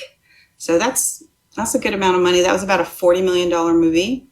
We're not always hosting that big of a movie, but that gives you a sense of at kind of the top, how much money a movie can drop into a community. And that money is spent in so many different places. I mean, it's the obvious things like you're paying people to work, you're paying actors and actresses, you're paying the crew, but you're also, there are people that are coming from out of town. So they need hotel rooms or Airbnbs. everybody has to be fed. You have to buy materials to build sets, costumes, plants. Nobody thinks about that. We have to, the outdoors and the indoors need to have greenery. Little things like, if actors come into town with their families, do they need help with childcare? So it really, really is an incredible industry that spends money across the economy in a community. So, Nina, what's the state doing? Are you incentivizing Hollywood to produce their films and their series in the state? And are you competitive with Alabama, with Louisiana when it comes to that industry?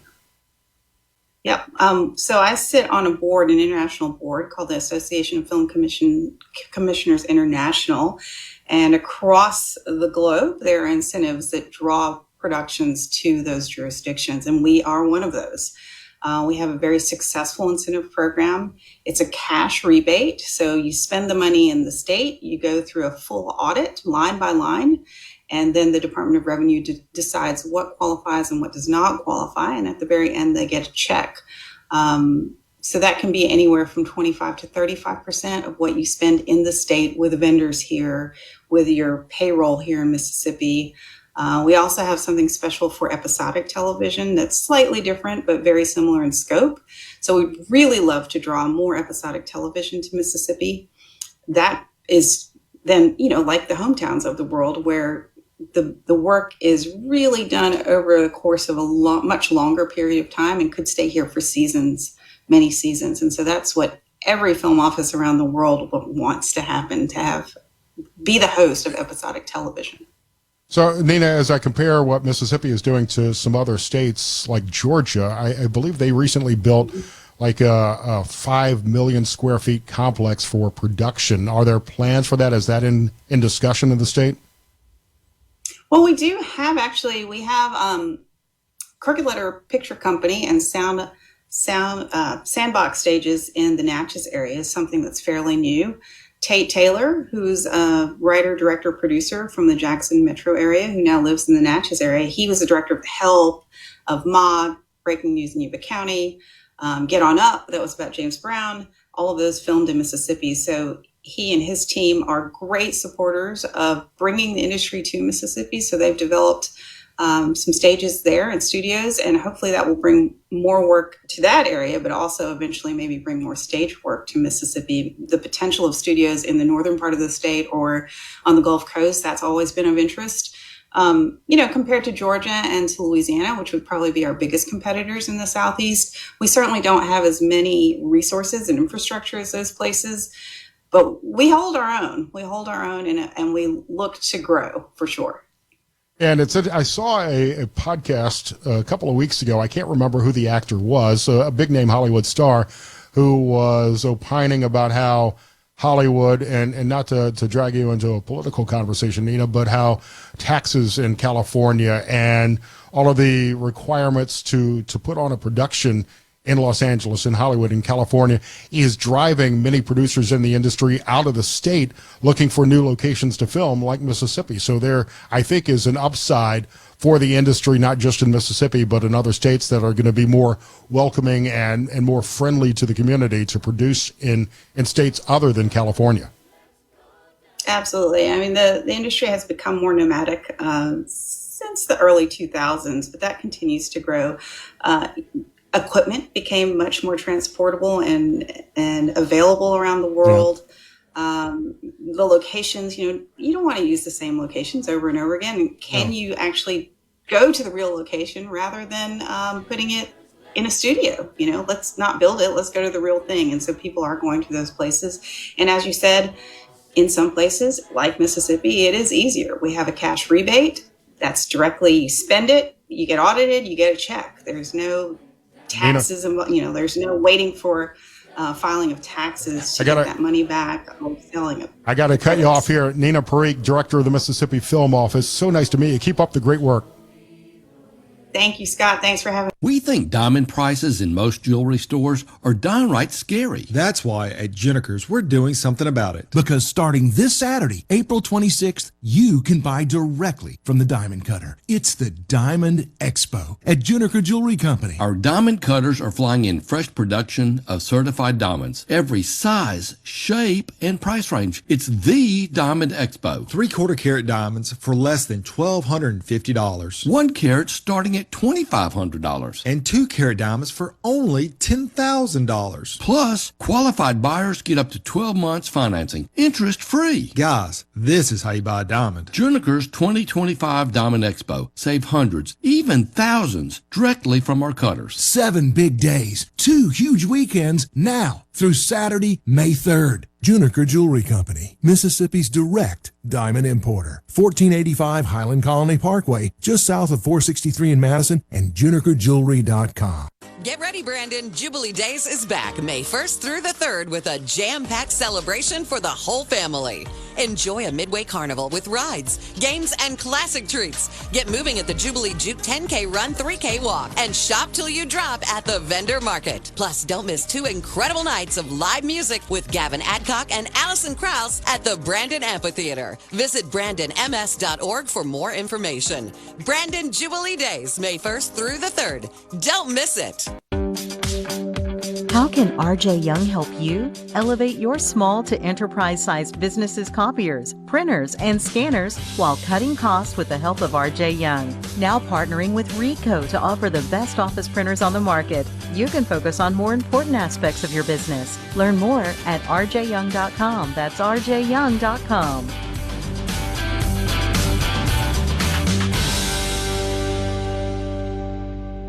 Wesley Finance VIP Pass to hear what the most influential Mississippians are talking about. Mornings with Richard Cross on Super Talk, Mississippi. Check it out. Let's do this. The talk that keeps Mississippi talking. Middays with Gerard Gibert. Let's get on with it. On Super Talk, Mississippi. Wow, I feel good. I knew that I wouldn't. I feel good. Scott Sands here sitting in for Gerard Gibert in Super Talk, Mississippi. You can find me on X at Scott Sands Media. Michael Borky is joining me now from Sports Talk, Mississippi. The NFL draft starting tomorrow night, and I think more and more eyes, Michael, are starting to look at Jackson Dart. Oh, no doubt. I mean, this is, a fascinating draft for so many reasons. Specifically, of course, here in Mississippi, centered around Jackson Dart, but you have a bunch of quarterback-needy teams that are in weird spots in the draft. And so for a guy like Dart, who could be the second quarterback taken or the third quarterback taken, I mean, he could go as early as number 3, or he could go as late as 26 or even 30. It just all depends on trades that just have not happened yet, but there are so many quarterback-needy teams in weird spots. So you have Cleveland at 2. You have New York at 3. Both of them need a quarterback. But you have Pittsburgh at 21. They need a quarterback. The Saints at 9. They need a quarterback. And all the way down to the Rams at 26. They probably need to start preparing for their future as well. So, Jackson could go from 3 all the way down to 26 and no. I think it's a foregone conclusion that the Cleveland Browns will ruin another quarterback's life at some point in this draft. Probably very early on. There's a lot of speculation about Shedeur Sanders, who I think I've seen his draft stock falling over the last week or two, and there's some speculation now that the Steelers may pick him up. But I think we can all come to the consensus that Cam Ward will likely go as the number 1 overall pick. Oh, yeah, Cam Ward's going number 1 to the Titans. That's unless the Titans get an offer they just can't refuse, he's going number 1 overall. And he's nailed this draft process. I mean, he had a really good season. He's very talented. But, these NFL teams, some people think they go too far, but they do their homework.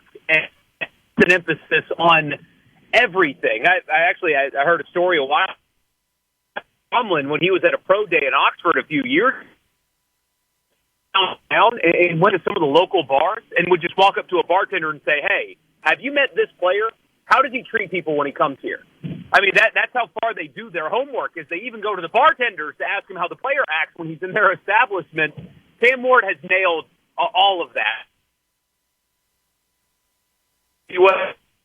When they did all the digging and all the homework, he passed every test. So he's going number one. You mentioned Shedeur Sanders. That is a massive wild card in this draft because he has all the cachet because of his last name, and he's a fine player, but he's kind of had the opposite draft process when it comes to what teams are uncovering when they do their background on. I mean, there's a real chance that tomorrow night he slides. There's a chance that he slides below Dart at this point.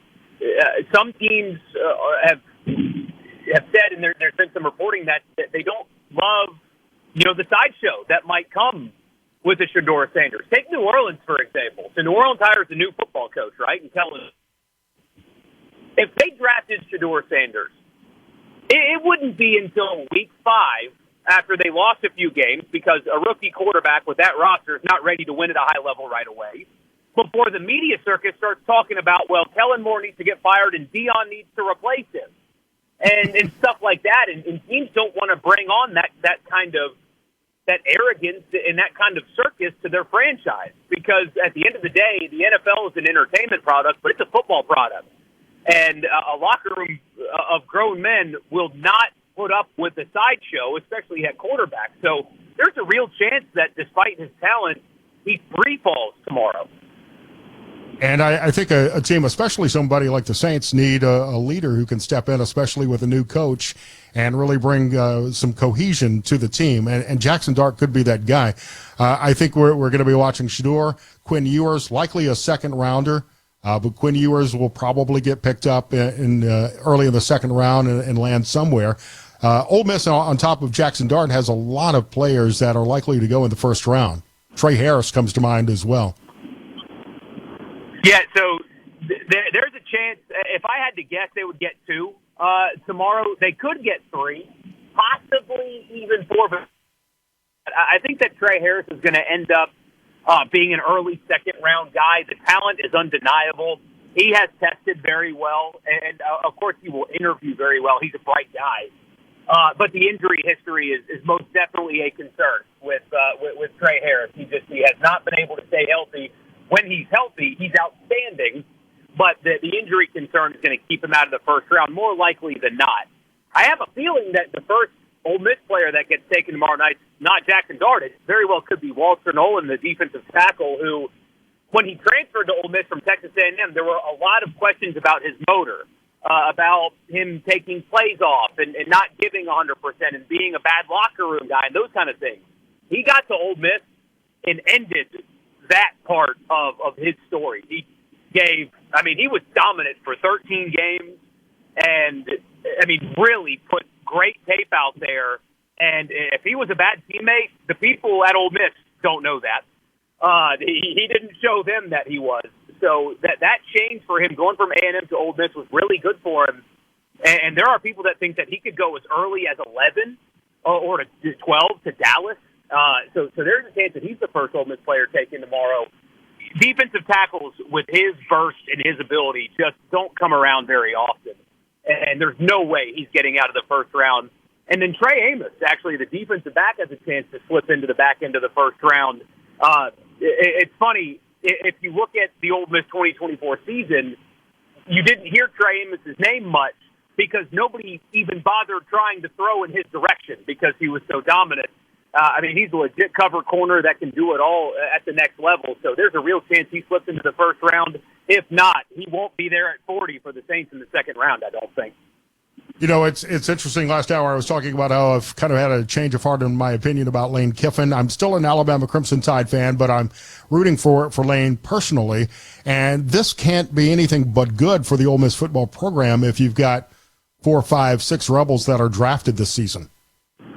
Oh, and that honestly there could be even more than that. But yeah, you're exactly right, and especially the quarterback position, right? That's the easiest to market. I think tomorrow night can be a massive night for Ole Miss football in general, but specifically Lane Kiffin, because he's done a lot of great things at Ole Miss. He has elevated the floor of the program. That's undeniable. He's raised their recruiting profile. That's undeniable. They're winning. They've won 39 games in 4 years. Only 2 teams in the SEC have won more than that. He's done a lot of great things. What he has not done yet is put a quarterback in the NFL that stays there, right? Matt Corral was given an opportunity, and it didn't work out very quickly for Matt Corral. Unfortunately, that's not Lane Kiffin's fault. That's off-the-field stuff that prohibited him from being an NFL guy and still on a roster today. But that's something that he's missing at Ole Miss, is having an NFL quarterback. And now that's something that Ole Miss is missing. Eli Manning is retired now, and every year he's not playing football, he gets less and less impactful when it comes to the program itself and the profile of former players in the league, right? Because he's not in the league anymore.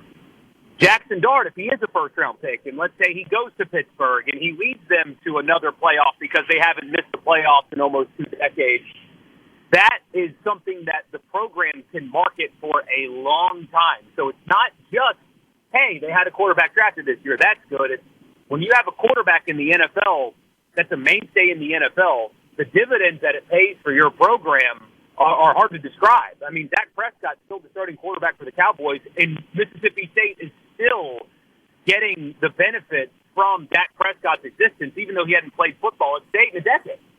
So that's what is, quote unquote, at stake tomorrow for Ole Miss, is getting that back, that arrow back in their quiver. Right.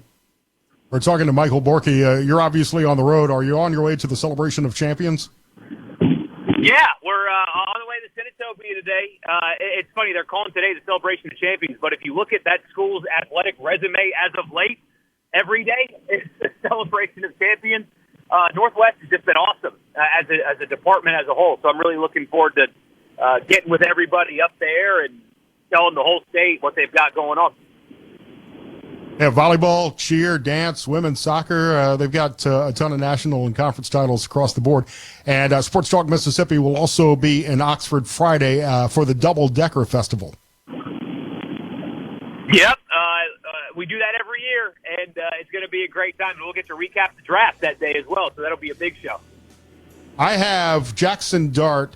This was actually a bet you could make on one of the betting platforms, going in the first 24 picks. So I'll be watching tonight to see where Jackson Dart lands. I got him going 24 or under in the draft tonight. And I hope he does well. I wish him nothing but success. He was fun to watch this year. Yes, and I think that's a pretty good bet. I mean, especially if he's still available for Pittsburgh at 21, I don't think Pittsburgh's letting him slide back beyond that. No, I think he goes higher than that even, possibly. Michael, great to talk to you. Great to talk to you as well.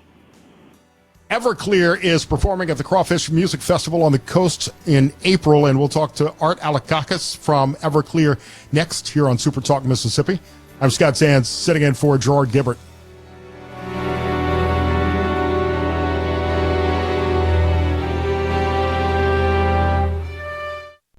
From the state. Hey, is everybody ready? I'm ready. Ready here.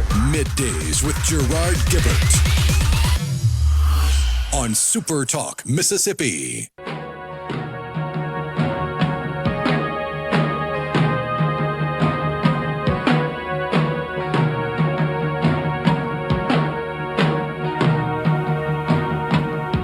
All right, so a little inside baseball here. Everclear is performing with Sister Hazel and Brett Michaels on Sunday, April 25th at the Crawfish Music Festival. We were trying to connect with Art from Everclear and Rhino hop in if he connects. But it is, frankly, I'll be honest, it's often hard to get these musicians in California up at such an early hour as, what is it there, 10:30 in the morning, 10:38 in the morning, 9:38 in the morning. And if he jumps in, we'll go to Art. Otherwise, we got some other stuff to talk about this afternoon.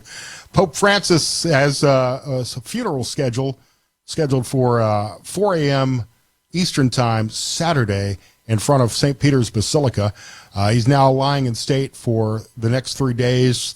The College of Cardinals will begin to pay their respects after his death at age 88 over the weekend on Sunday night, Monday morning. before the conclave begins to elect the next pope. And Rhino, did you know you could actually wager on who the next pope will be? Well, that sounds all kinds of wrong. Doesn't it? I mean, God bless America, where you can literally bet on anything. Of course, you can't bet online in Mississippi currently. I'm looking at an app called Kalshi. I don't think that the papal wagering is available on DraftKings, BetMGM, and some of those platforms. But on Kalshi, you can bet on the next pope. And right now, if there is a favorite, and right now it's only at 29%, it's Cardinal Parolin from Italy. My personal money, if I were a wagering guy, and I think if you've listened to me fill in for Gerard at all, you know that I do have a tendency to play some fun wagers from time to time, would be on Italy's Cardinal Zuppi, who was named cardinal by Pope Francis, shares many of his beliefs with regards to supporting of the poor, some of his other political beliefs. He's an Italian who would be an Italian pope who I think that many on the conservative wing of the College of Cardinals would want to rally behind. There's also a pope that I find interesting, and I think his name is Ambroglio, who is the cardinal from the Republic of Congo. And during his papacy, Pope Francis worked to extend the Catholic Church's reach in the African continent and named this Ambroglio, I believe is his name, as cardinal. It would not surprise me for a long shot like him to be named, but I think that would be a very long shot. But the odds are paying off well. So if you are, like I am, a wagering guy, might be something to look at. Is there any action on Cardinal Pier Battista Pizzaballa? There was earlier. Yes, I know exactly who you're talking about. He has fallen to an 8% odds. He was, when the betting opened on Monday, because yes, I did look, he was the odds-on favorite at that time, I think at like 23, 24%, but he's since dropped to 8%, and Parolin has taken the lead, followed by Cardinal Tagli from the Philippines, Cardinal Zuppi at 11% in third. There's a Hungarian cardinal at 9%, and a bunch of people. There's probably realistically about 20 cardinals in contention. And I talked to a bishop in my area, Bishop Thomas, about this. He was named, appointed to the bishop role by Pope Francis, and he was telling me that there is a lot of politicking that goes on behind the scenes. Officially, it doesn't happen, but there is some bartering that goes on once the College of Cardinals convenes. Have you watched the movie Conclave? I think it's on Hulu or Paramount. No, I've heard mixed reviews. I've heard it's amazing, and I've heard it's what? Yeah, I kind of fell in between. It was not a very engaging movie, and as a lapsed Catholic myself, there are certainly things that I found fault with in their portrayal of the Catholic Church and the Catholic faith. But it was an entertaining way. I mean, it's an easy 2-hour watch, and it kind of looks at some of the politicking that goes on, especially if we start to say there will be one vote on the first day of the conclave, and then I believe they can hold up to as many as 4 votes on subsequent days. And the more votes that take place, the more negotiating and politicking that takes place, and there will be some give and take. I saw one breakdown, much like you would look at the political makeup of the House of Representatives and the conservative and liberal leaning, and the conservatives or the moderate conservatives control the College of Cardinals right now. And as progressive as Pope Francis has been and is considered to have been, you might see that conservative wing of the College of Cardinals that want to move the church back to more of their traditions that Pope Francis moved away from. As someone a political nerd who loves to see some of this palace intrigue play out, the longer this goes, I think we're going to see some interesting stories emerge from the College of the College of Cardinals. I may be the only one who cares and will be watching it, but I think it's going to be interesting to see this play out. And I don't think we'll see a pope elected in the first couple of days. I think this is going to be at least a multi-day process. It's not going to drag out for months as it did in medieval times, and we're not going to see anybody killed to win the papacy. But there will be a little bit of intrigue that takes place. Wait, so you mean Angels and Demons wasn't a documentary? No, it wasn't, but that was a more engaging watch than Conclave, and certainly had some interesting elements to it. I did enjoy Angels and Demons a lot more than Conclave. If you want to watch a religious themed movie, I'm using air quotes, that would be the one to watch before Conclave. Just saying. How young is too young to stay home alone in Mississippi? This was a story I saw yesterday in the Sun Herald. Do you remember when you were allowed to stay home by yourself? Oh, yeah. At what age were you? For short periods of time, probably 10, 11. And then for prolonged periods of time, it worked up from there. So like 12 or 13, got a few more hours. And after that, you got more responsibility. And then it came with responsibilities of, oh, well, you're going to be at the house. Why don't you start the dryer? Why don't you thaw the chicken? Or why don't you do this? Or vacuum your room? All that kind of stuff. And it's like, no, I guess got home from school. I was, I think it's called a latchkey kid.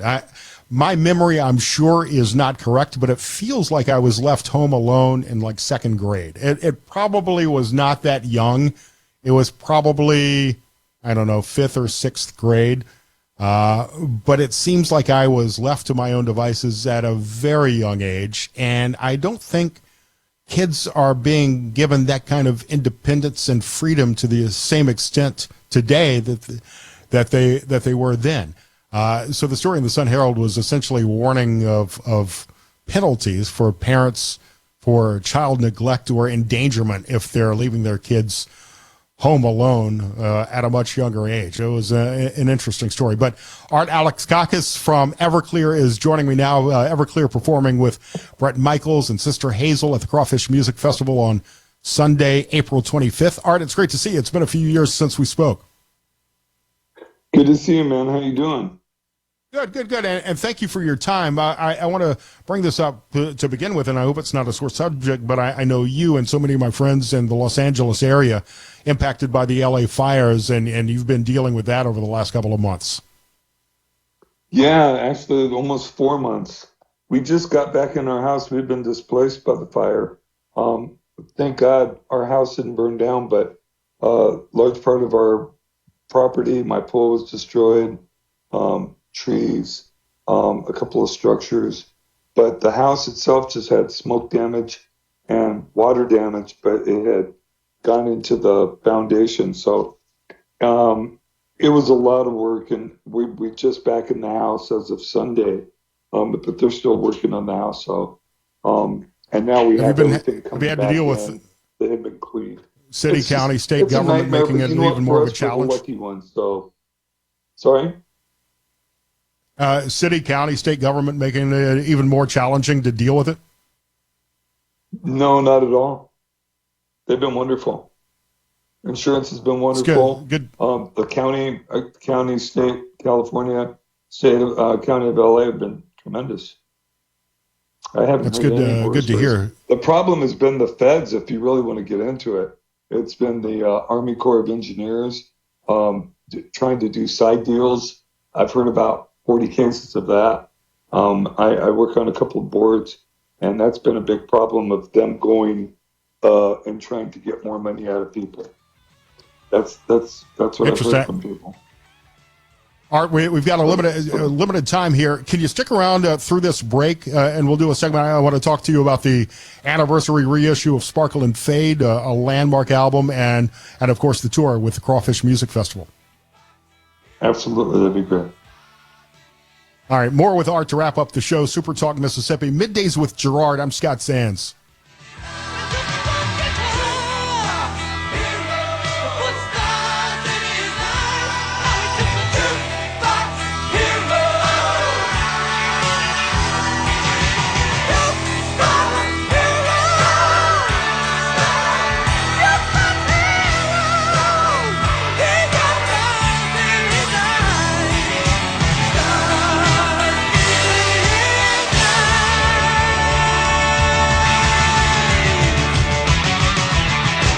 Hey, this is Bob. It's so awesome! Middays with Gerard Gibert. Come on, let's get on with the show. On Super Talk, Mississippi. Thank you so much for letting me hang out with you today to fill in for Gerard. My name is Scott Sands. You can find me on X at Scott Sands Media. Crawfish Music Festival is coming to the coast in April 25th. It's Sister Hazel, Brett Michaels, and Everclear. Art Alexakis from Everclear is joining me now here on the Scott Sands Show, Middays with Gerard. This tour, your national tour, in addition to the music festival, coincides with a reissue of Sparkle and Fade, which was such a landmark album, so many big fans. What's it like to revisit that album 30 years later? Well, thanks. That's a great question. You know, the tour for that starts in September and goes through November. So that's going to be exciting. We're going to be on the tour. We've got Local H and Sponge, two awesome 90s rock bands, opening up for us. So we're doing one-offs like the Crawfish Festival all the way to September. We don't have a weekend off, as a matter of fact. But, you know, right now I'm in the middle of going through old songs and demos and stuff that led up to Sparkle and Fade to be a part of that 30th anniversary package, and getting those all mastered, and I'm going through old photographs and stuff. It's going to be a really cool gatefold vinyl package. We'll have CDs too, and digital, of course. And it's nostalgic, and I think a little nostalgia is good, you know.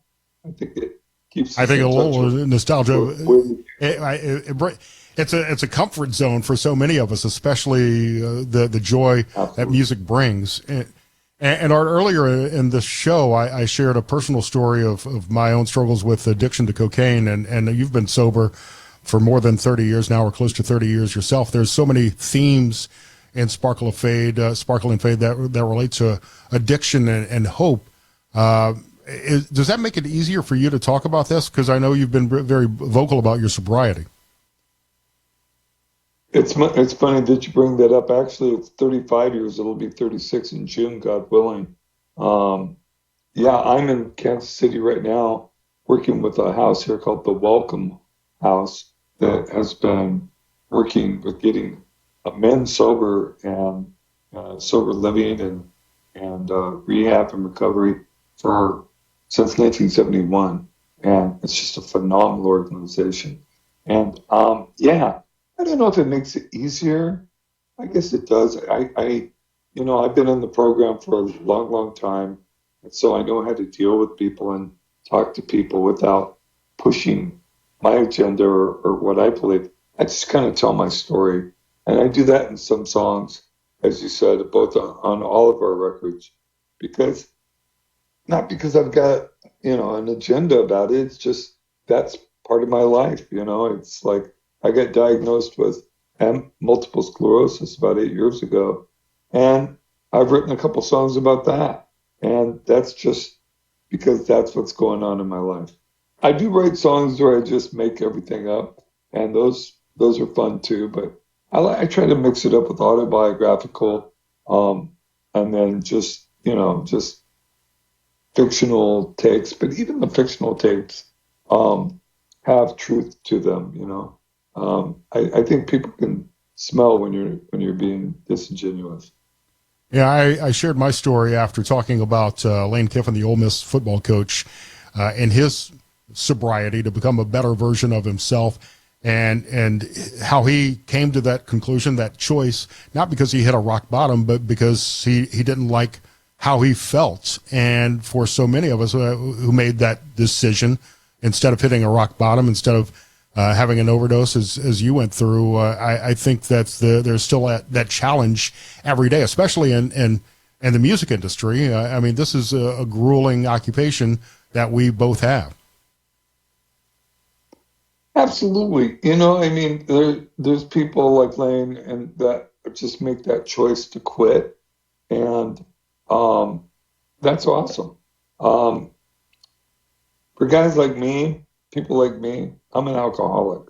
I'm a real old school alcoholic and addict. It just doesn't. I don't wake up one day and go, God, I feel bad. I can't drink anymore. That doesn't work for me. I tried that. Guys like me always try that. People, but it's something that I have to work on every day and be in contact with God and just work a real program. And I've been doing it for 35 years. So in a way, it makes it easier. I don't crave it like I used to. I don't crave it at all. But it's I don't want to say it all at those times. Every day is a struggle. In one way or another, isn't it? That's for sure. I mean, dealing with the fire was very stressful. Dealing with having my family in a hotel. But like I said, we were the lucky ones as far as that went. Keep sharing the story. Art, we've got to wrap things up here, but I appreciate your time, and I can't wait to see you and Brett and Sister Hazel at the Crawfish Music Festival, April 25th. Can't wait to see the new collection of Sparkle and Fade and the tour with Sponge and Local H after September. Art, great to see you again. Thank you. It's going to be awesome. And thank you, everybody. Thank you, Gerard and Rhino and Alex and Will and everybody for inviting me to fill in for Gerard. Middays with Gerard. He'll be back tomorrow. Find me on X and Facebook at Scott Sands Media. I look forward to the next chance to talk to you here on Super Talk Mississippi. Have a great Wednesday.